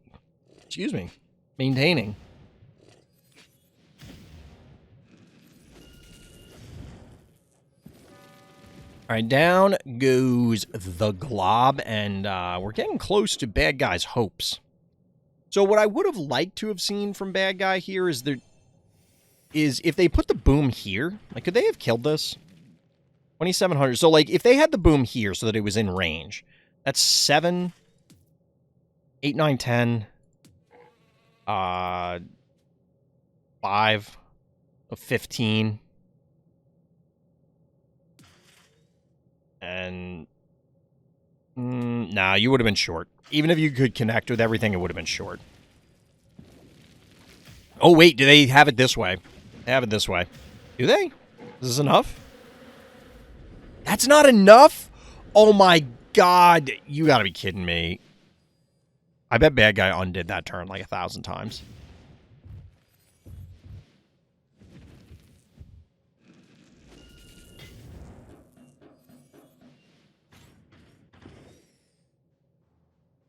Well played, Succubus. They did. You can tell some of these turns where it's like someone was undoing and triple, quadruple, quintuple checking something. Like, no, there's got to be a way to do it. There's got to be a way. And it's like, nah, sorry, buddy. And just like that, bad guy's forces reduced to Jin Sting and Hevo 3.0. Well played. Hanging in there. Very tough game. Very tough game. And yeah, at this point, there's just no way. Our hero is already in position. Heart health lead. Bad guy's just probably going to march their forces in and sacrifice them, I guess.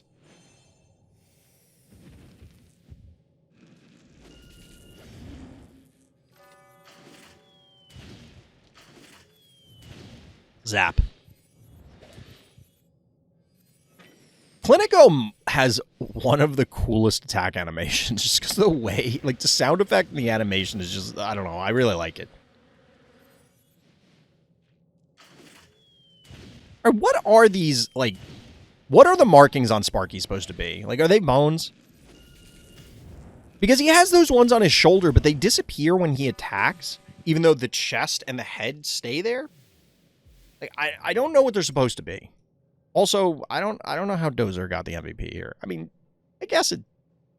I think Dozer makes sense as the MVP, but it feels as though Sparky should have gotten it because of the way the algorithm for it works. They're abs. Yeah, but like, then what are the shoulder ones? Like, I assume they're supposed to be ribs, not abs, but I don't know what the shoulder ones are supposed to be. Because it's just like a random spot on the shoulder ab. Yes, definitely. It's definitely shoulder abs. That's Sparky with his shoulder abs.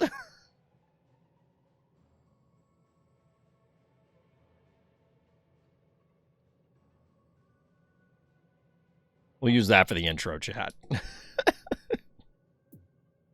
I gotta remember that one. Oh my god, the shoulder abs got him. All right, I might have to take a break, chat, so we'll see how long this Renamon game is, and then we'll see if we're going to do this pre- or post-break. This is only game number 7, so we'll get a few more in. Potenzi is submitting like 85 games.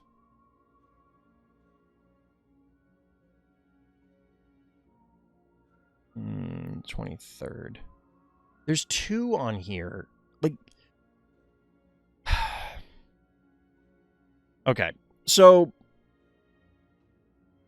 Renamon submitted this game and says, I lost, but I lived on 1 HP before I lost. Same person, same day, but no indication of which game it's supposed to be. This happens every once in a while, and it's like, people, come on. Like, if you know that you're doing this, you gotta give me something else to go on. I'm just gonna skim through, and we'll see if... Because if it's not this one, then it's the other one. Wait, Leela? What the f...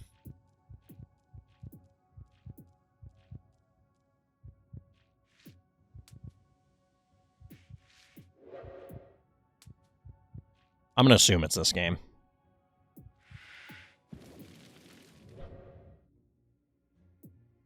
Alright, so we gotta make an assumption here with Renamon, our hero. Shouting out the Grimes avatar. Also shouting out that they submitted a loss. I always like it when people do that because it is tough to put yourself out there when you take that big L. But multiple games played on the same day against the same opponent here. We just have to guess if this is the right one. I lost, but I lived on 1 HP before I lost. So we'll see what happens here. It is starred. I mean, it is, but we've also had that with people where they'll fill up their favorites with other stuff. I only submit games that are starred. Okay, fair. Sorry, I was looking, like, when I'm looking at the spreadsheet, it hides chat. Game is tied up.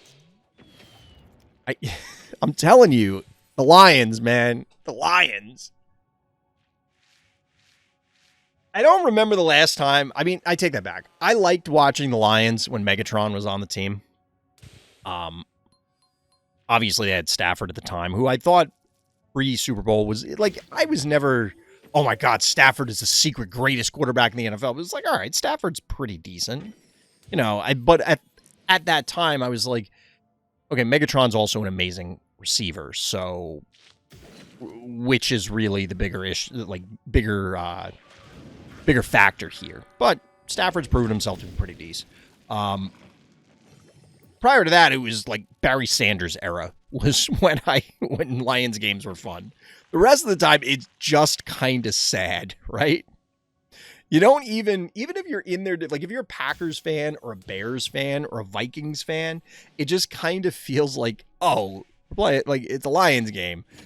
You hate your division rivals, but at the same time, it's just they're just sad. Anyway, speaking of sad, we get dueling Venus here, along with a little spaghetti action. Renamon taking some chances here. Tickle's chewing up, spitting out those traps. Well, one of those things at least.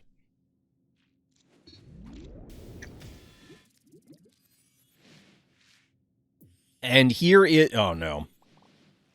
All right, look, I'll admit I've tried to make Leela work for a while. I am glad that Leela's not good. But what Renamon just did is a good sign that you are getting your ass handed to you on Red Rum. If you have to pull back to here, you may have just already lost.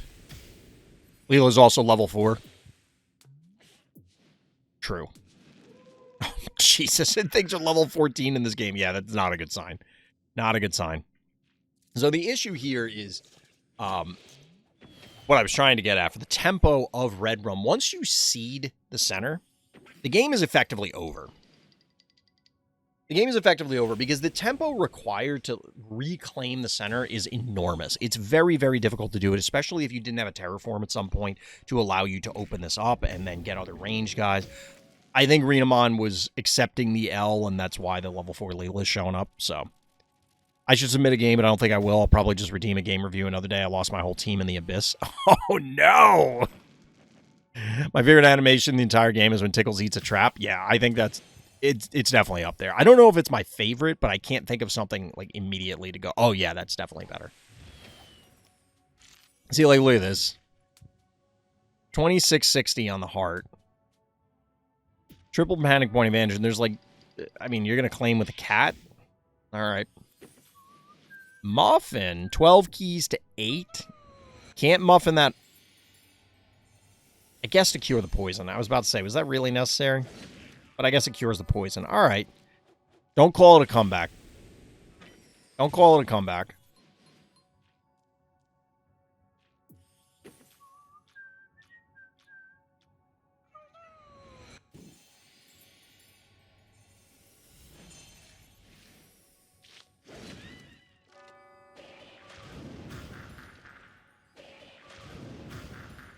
Venus dead?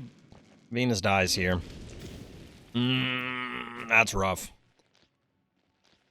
The foul, I do not understand the foul here at all. Like, seriously, why? I don't understand why foul happens here. I get there's 2 dimensionals, but it just seems really weird. The foul sort of makes sense to... I don't love this. Again, 1 movers, you're trying to reclaim it. The Droney's cute because whatever goes on here is going to get disease, but with the level 4 Leela, this is not a lot of disease damage. Although, admittedly, it's probably double of a disease tile. It's probably double a disease tile, at the very least. But honestly, like, this is the bigger issue with foul here. It's not the disease. It's the fact that this thing's going to pour on damage. It's going to slice the shit out of your heart. Little Blondie action. Get some power down. Well, heavy metal screechage. Problem is, once again, does not, in fact, stop the foul.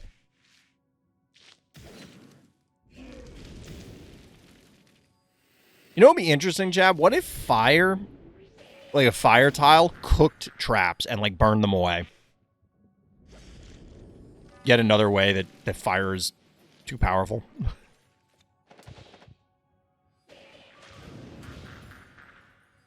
Zero keys for our hero. Double disease traps going down. Ooh, 2 takedowns, notably. And we do, in fact, have the 1 heart health. We have had that before, but the other instance, I mean, not to crap on Renamon, the other instance was a victory, so. Definitely notable that you ended up at that particular place. Unfortunately, even with the heavy metal, no, there was no preventing this. No stopping it at this point. GG. Still a cool game. Still a cool game. It was against one of the few people I don't like going against because they go Akira and a tractor all the time. I wasn't even mad at the end, just impressed and disappointed in myself. You're going to get Akira'd. Like, you get Akira'd. And that's the thing, is part of the reason why I guess I would be okay with Akira staying the way it is that Akira dramatically changes the game, right? An Akira on the board versus an Akira not on board, 2 different games. And you could say that for a lot of phobies, but I don't think there's any phobie in the game that is as dramatic as Akira.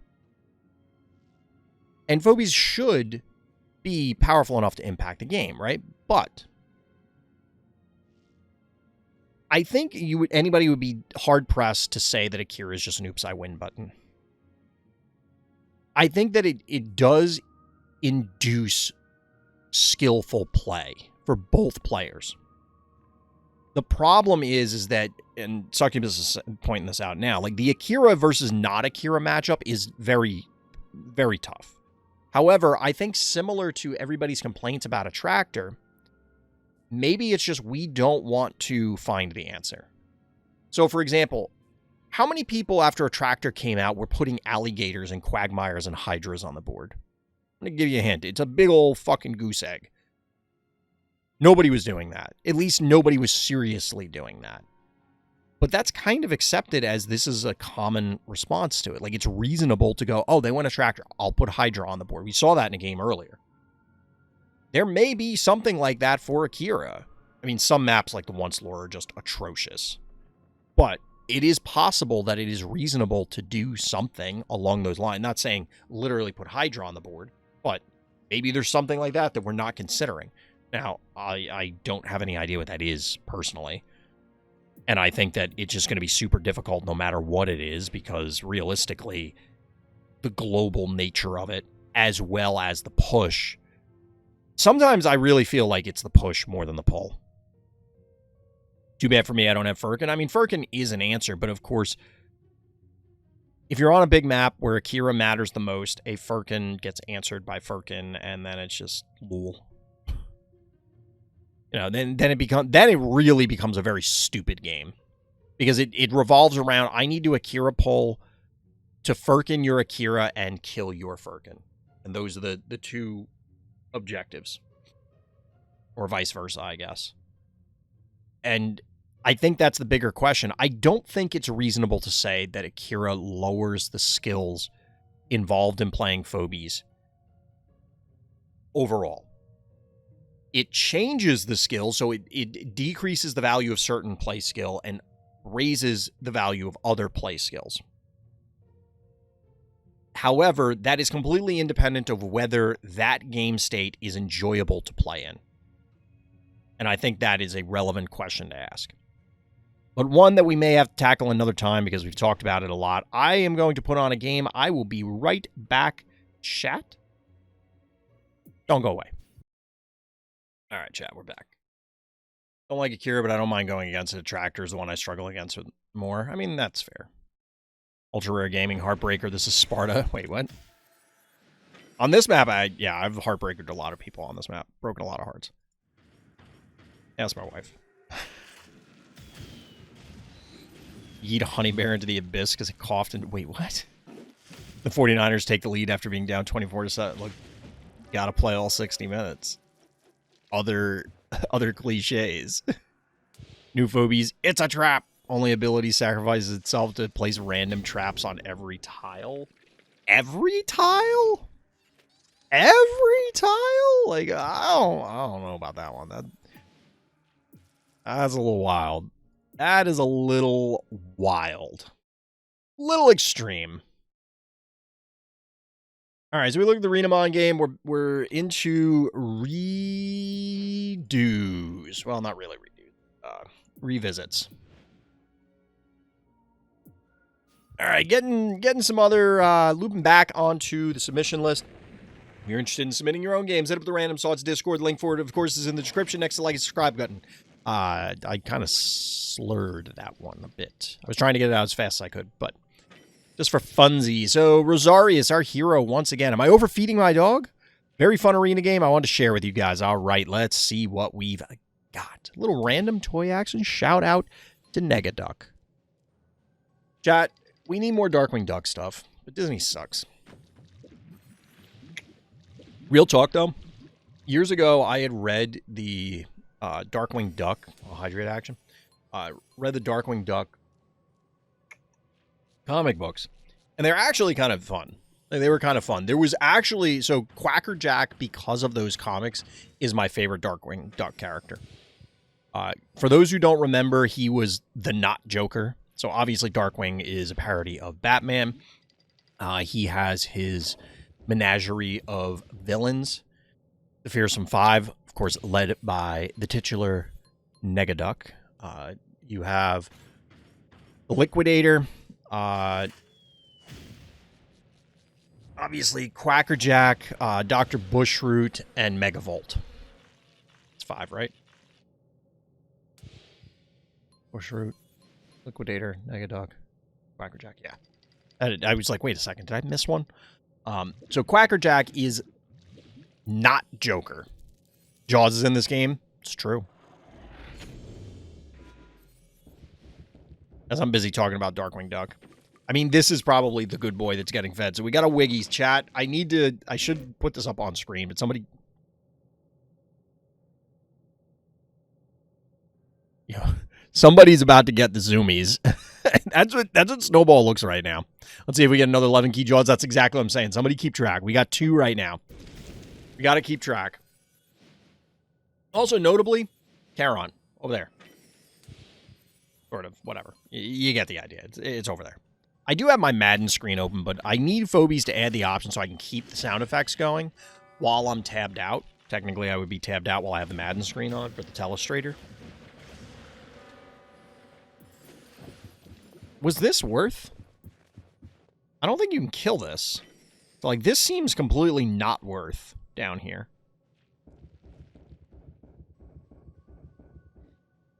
Jaws is hunting that Ginsting down.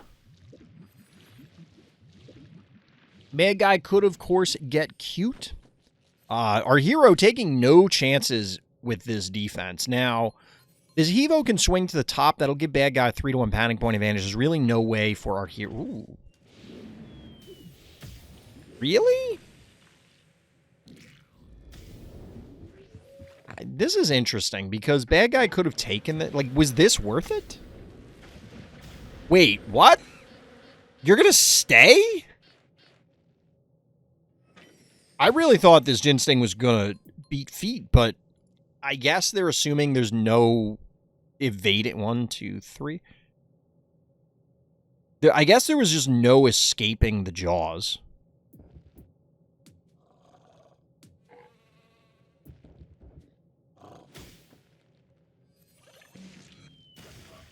So despite the poison, Jaws is going to be leeching an enormous amount of health. You can, of course, get a Yeti coming in, but this just kind of feels like bad guys sacrificed a lot of their team. You're going to be taking damage here that you just straight up don't need to take. Also, I love the Sizzle as a counter Yeti. 11 key Jaws, nah. Every key Jaws, yes. You'll love to see it.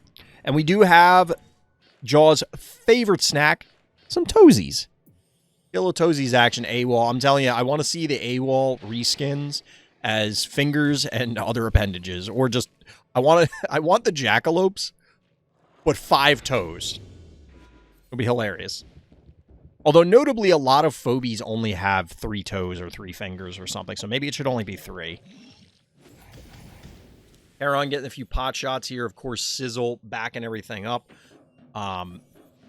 The funny thing is, now that Charon's on the stem, like, I don't know that you can kill the Yeti, which is kind of hilarious, but anyway. Jaws on the hunt.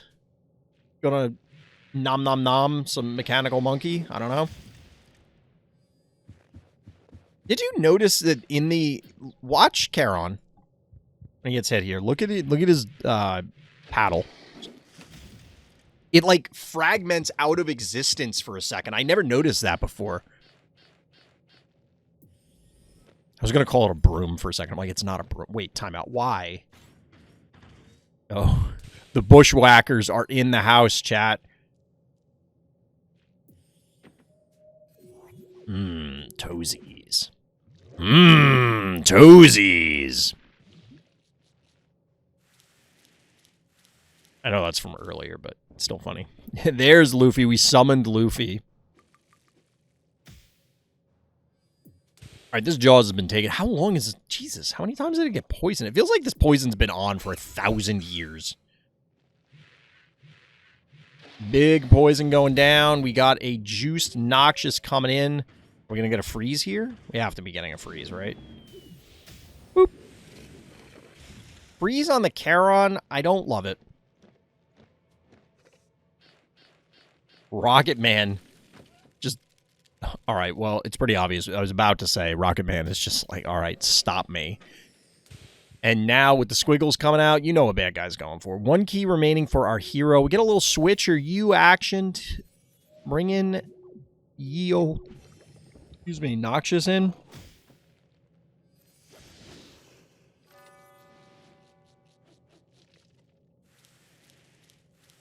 Do we want only 3 keys into the Jaws at the moment?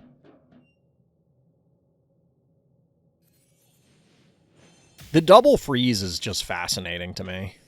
Hold on, chat. This is our thumbnail. This is our fucking thumbnail.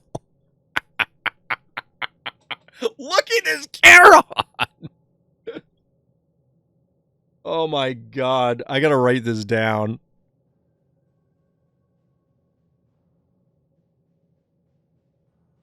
Like, look at this. This guy.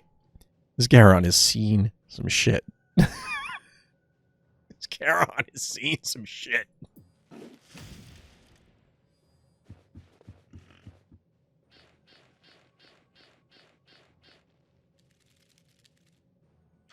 I have to admit, it doesn't look great for our hero here. When Jaws does enough damage to casually one-shot your... I mean, 1,700 damage. I kind of want to also notably... Wait, time out. Is Jaws the only phobie that blinks? No, because... Yeah, it's not the only phobie. Is it the only undead that blinks? No, Blinky blinks. Alright, so maybe it isn't as rare as I thought it would. But I just saw Jaws, like... Really? I was a Slayer. We are now officially over 220... Or 220. Over 2,200 damage on this Jaws chat. This boy is hungry. Switcher U still has a little bit of time, I believe. Our hero is under some pressure here.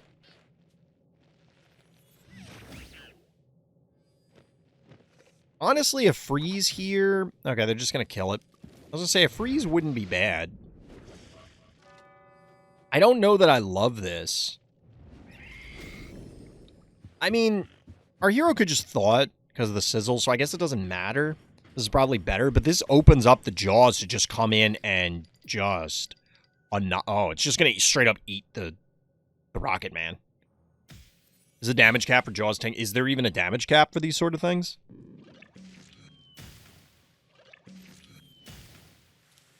I feel like that came up before, that there is a cap on things. Jesus! 2556. Get wrecked.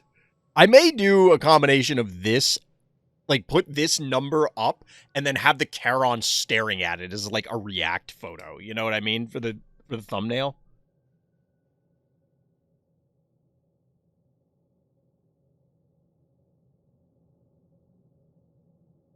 For Grimes, it's 2k damage buff from an ability. Interesting. I know it's come up before. It's just, like... It's something that so infrequently matters that I've never really thought about it.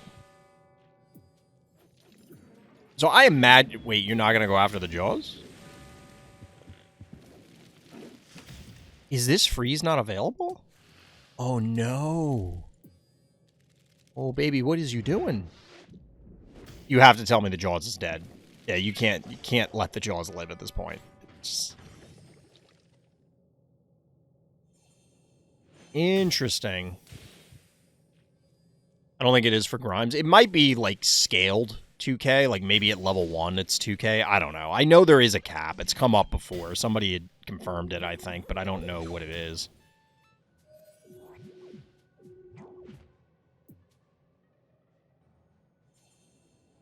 This is such a weird spot.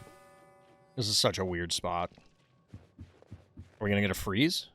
Does it matter? Can you kill the sizzle? Because if you can't, like... Would it not have been better to... 1400, so you freeze? Well, I guess you can't kill this. Whoop, sorry. I was going to say, like, should you just freeze the sizzle and then kill this, but you can't. So this reduces the damage output from our hero by a large degree. But now the freeze is down. No fear of attacks from Hevo, or from Yeti for that matter, presumably because they would have to put themselves on the lava. And they're already super dead. Like this Squiggles, I don't know what the hell it's doing. Squiggles should have probably stayed down here. That way you at least, like, pull the jar out of position or something. Although I guess it doesn't matter.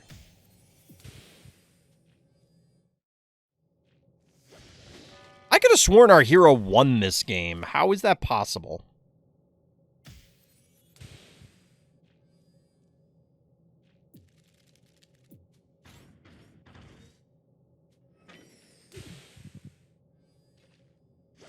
Okay. They did not win this game. GG. Shout out to Rossarius for submitting a defeat. Definitely a really fun game. Definitely a very weird game. Definitely very fun. I don't think it was overfeeding the Jaws. I don't think it was overfeeding the Jaws. I don't know that I would recommend going further in on it, but I mean, it was definitely cute. That was pretty fun.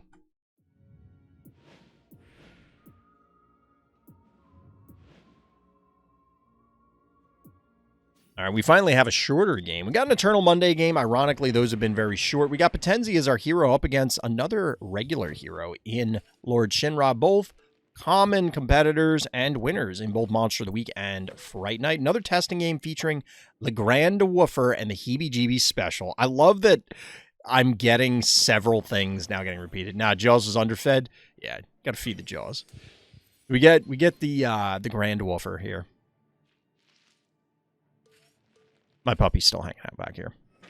But I love that people are calling this the Heebie-Jeebies special. I love that. It actually makes me very happy. Just like when I started pushing people in the beginning of the game to start calling certain Phobies queens. Niners scored again? Nice. I mean, like I said, I don't care. Either team that would have made it, I would have been happy. I think the Lions would have gotten bodied by the Chiefs. But, I mean, I also didn't expect the Lions to come out and kick the crap out of the Niners early on, so, like, who knows? All right, so I don't hate the Woofer opener. However, I don't know that I love the Jeeves response. Like, this seems weird. What I want to see is this opener against a more standard thing. We did have Corn. We did have Corn 1 key, so, like, all right, that's fairly standard, right? I think Jeeves was a mistake. Yeah, I think Jeeves is just weird here. But, like, I would like to see the Grand Woofer, as we're calling it, opener against, say, like, the high five play or something like that. But, man, this guy is going in. Hey, hold on here. This is at level 1, but, like, so that's 14. Presumably this is dead. No, it's not going to die.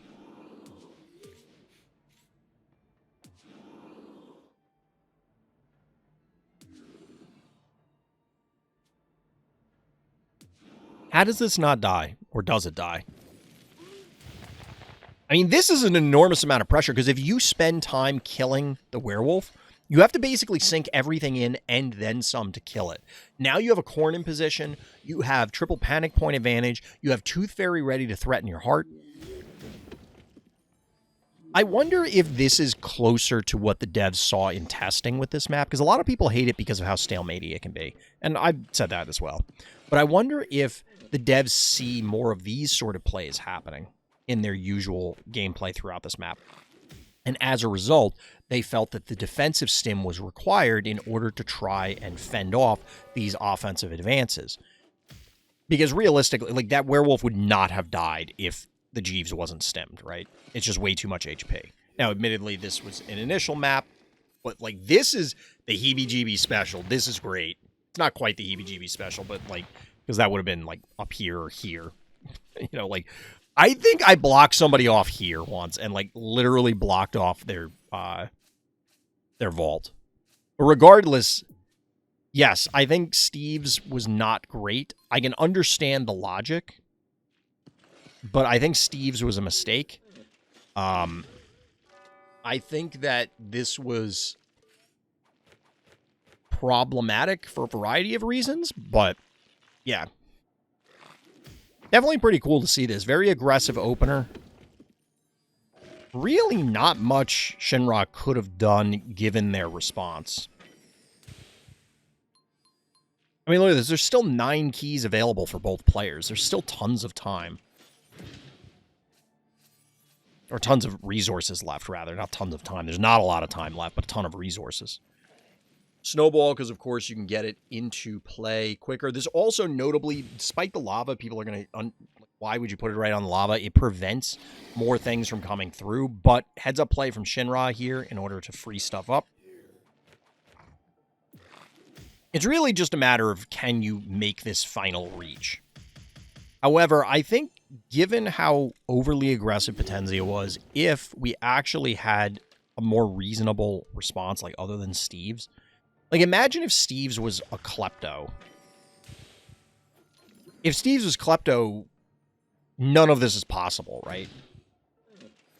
Because the Klepto from the stim can hit these. The game would have looked entirely different. Maybe Potenzius still takes it, but it's entirely possible that the Klepto just completely deflects everything. Steve's...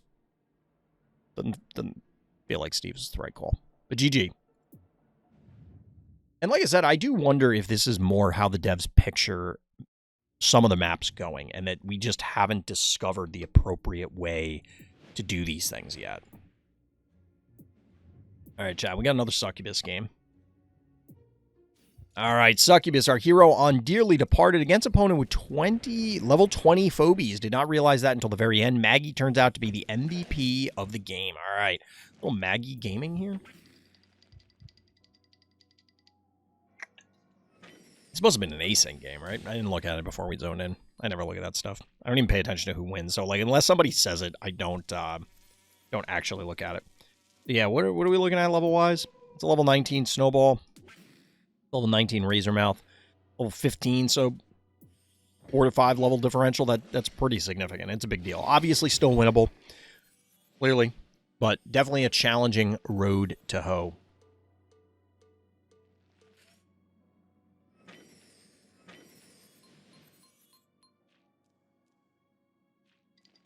You know what map we haven't seen? What was the map that we spent like 2 hours discussing Player 2 on? Because DT had brought it up. I haven't seen DT in chat in a while. Shout out to DT. One of the tiniest terrors for, of course, winning the early Tiny Terror events.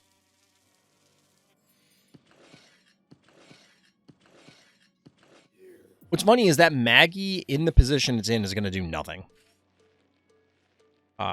Because the cat can just walk across and Maggie can't touch it. So, I mean, it can, but then it'll just die if it does.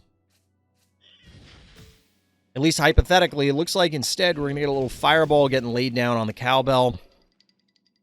Burnt metal. Pterodactyl. All right.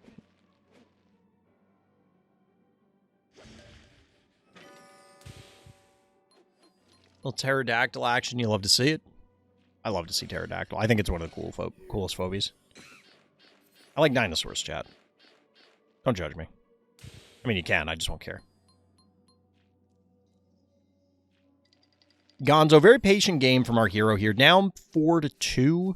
Pressure on the heart, but you got time. It's still very early in the game.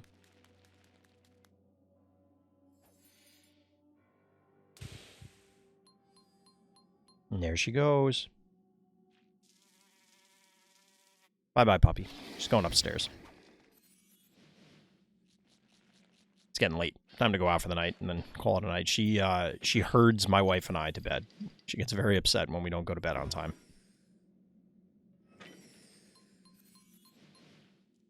All right, so, as mentioned, patient game, but the Maggie is allowing for the recap in the north.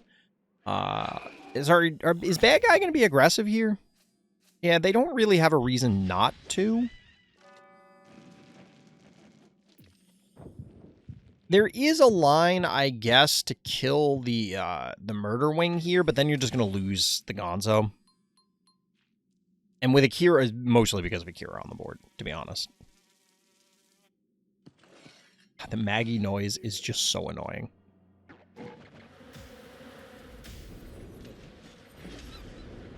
Alright, so this is interesting. Really?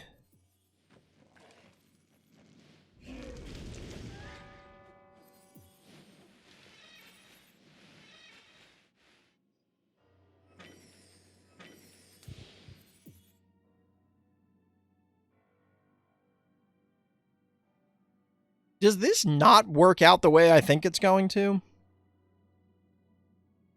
Because this looks horrendous for our hero right now.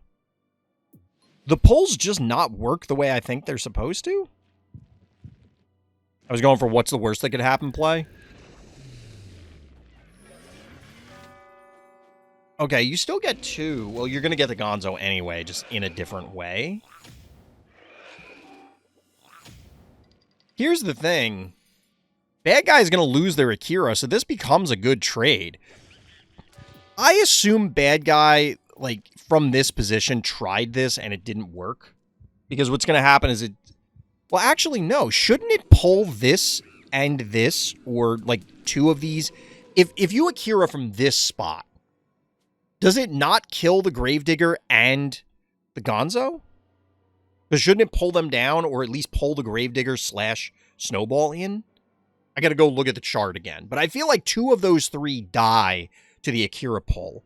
And then you can walk Akira away.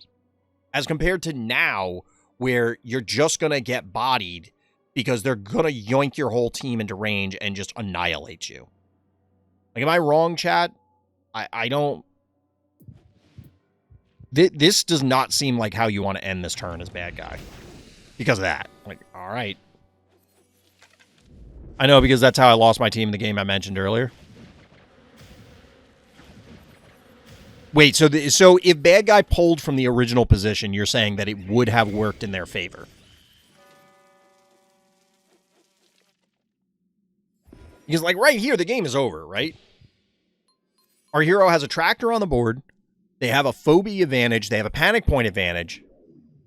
Akira pulled in that tile, yeah. Like, I don't see how bad guy comes back from this. Even with the level advantage. That's just too many keys. It's 15. So keys are in our hero's favor. Panic points are in our hero's favor. Phobia count is in our hero's favor. Phobia quality is arguably in their favor, even with the beauty on the board, just because of the way the board is played out. Little Alistor action.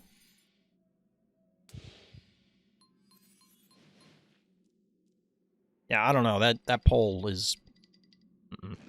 No good.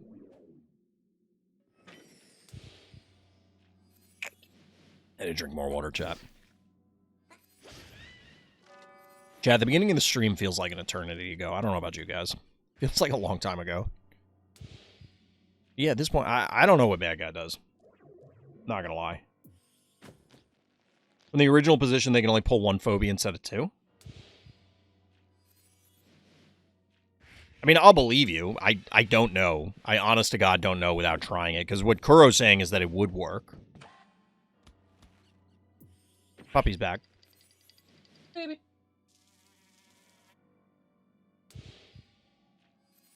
I mean, I could see where, say, the Gravedigger goes nowhere, and then Gonzo, or Gravedigger goes in, and Gonzo moves forward. But then you should get Gravedigger and the Snowball, and then be able to kill the Gonzo with everything still being safe, because they'll yoink the pterodactyl forward and be able to kill that, I guess. So it's probably not a good pull anyway, no matter what, but maybe Jer Bear didn't like their Akira, so they traded it for some keys, I guess. Alright, so it looks like we're getting a tractor takedown, but the beauty's gonna die to this Maggie, which is hilarious when you think about it. Imagine Pacific Rim, and it's actually War of the Worlds, because they die to flies. They tried to pull 2, but we're running out of time. I mean, that is the risk of Akira. I have to imagine what happened is they tried it, it didn't work, and then they went, oh, I thought that was going to work, and then like just panicked. You know what I mean? The Snowball could complicate how things work, but that's how I lost my team. They Akira pulled 2, and then Hevo 2.0, another 2 into the same abyss. Interesting. I'd have to see how the other setup is. I have to imagine there was a way to do it. Especially, or like do it and kill the attractor as well. Also, why is there a foul on the board? I mean, there's no longer a foul on the board, but like, why was there a foul on the board? I don't get it. I don't get it. But well played, well played. That was pretty interesting. It was a Maggie MVP. Shout out to Maggie. Shout out to Maggie.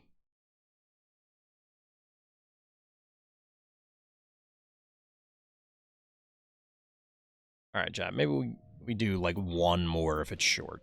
They're both from Potenzia, the remaining games. We'll see which is the shorter of the two. They're both against Master Dark. They're also both not favorited, so maybe we won't be doing these. Oh no, they're from the 27th. They're not that long ago.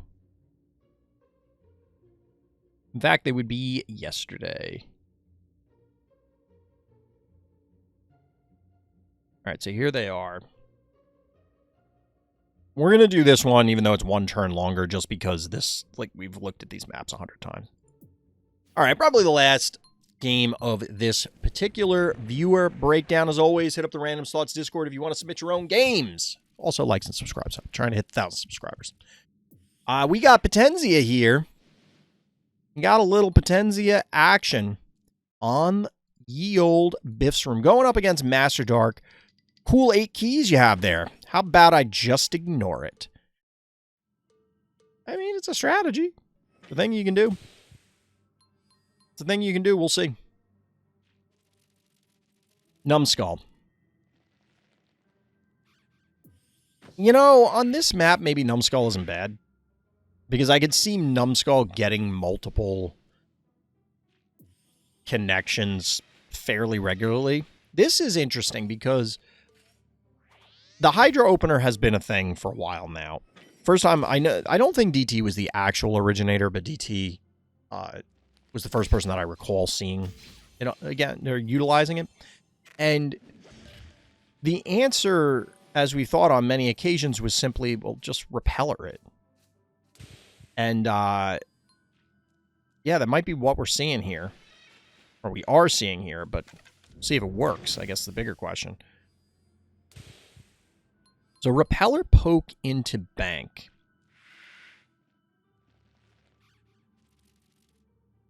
So, here's the interesting thing about, like, hey, you decided to go boss or whatever on a small map.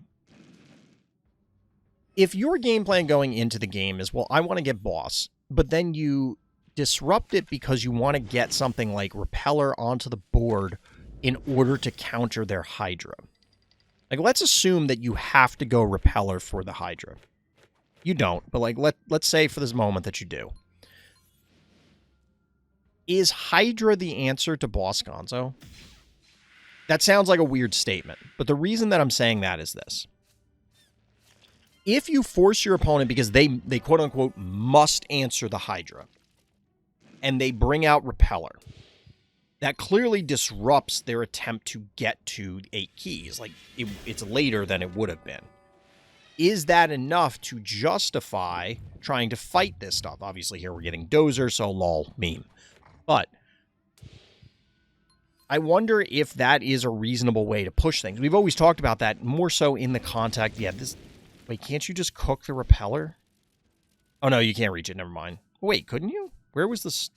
No, because they pushed it back. Yeah, you couldn't reach. Never mind. We talked about in the context of, like, Akira. Can you just win before the Akira matters sort of thing? And realistically, you can't. I mean, I guess you could on small maps. Because it doesn't have the influence that, say, a boss or a Hevo 3.0 would in order to try and claw the game back from a swarm of phobies all over your heart or something like that. But, and I don't think it works here because, like, in this scenario, boss would have still been good instead of Dozer, for example. Dozer here, I think, is just bad, right? Dozer is generally just bad, which kind of sucks. It's a fun phobie, but it's another phobie that goes in like, all right, yeah, it's a niche to be filled, but it's just not good enough to actually make it a thing.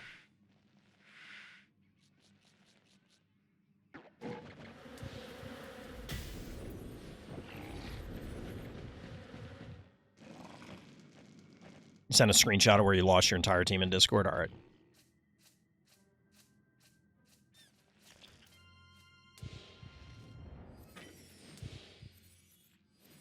Rambolina, that's always a good sign when you're pushing their... Ah! Okay. Rambolina is also hilarious because it prevents a boop from really doing anything meaningful. It's like, all right, you displace Murder Wing, which does die. But the Hematic Ginsting stays put as a result. This does make our hero's life a little more complex. But not that much more complex because you can no longer displace. You can't recap it. Oh, wait. All right. Never mind. We're going to reposition. I was going to say, like, you could probably park the...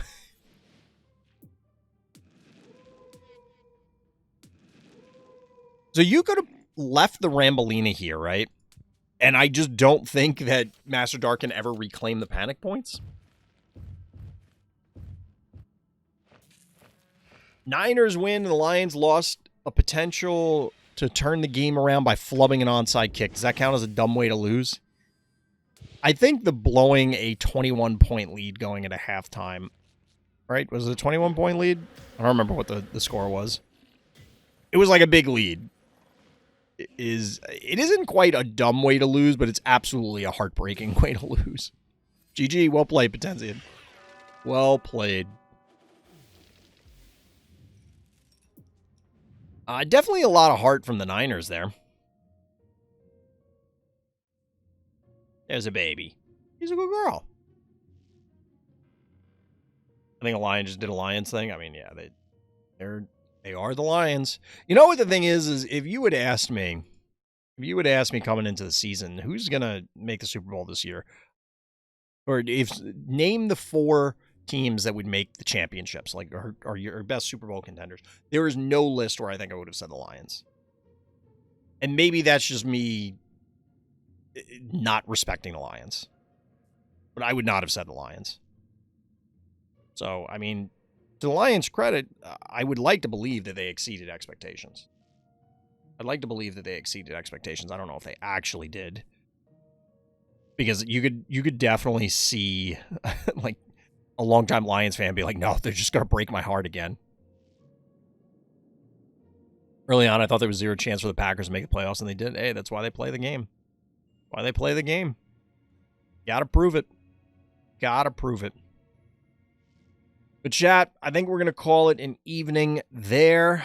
We'll be back tomorrow for Variety. I do want to finish Darkwood already. I want to know what the ending is. We do have other games that I want to get onto Variety streams and on stream in general. There's a bunch of card games coming up. I'd like to revisit Cards and Castles 2. I'd love to do more Pokemon on stream. Luffy's suggesting some other games. Maybe we could do some Hunt, as well as other games. If there's things you'd like to see, let me know. I would like to branch out a little bit. Let me know what you want to see for events also. Like I said, we're trying to get... Uh-oh.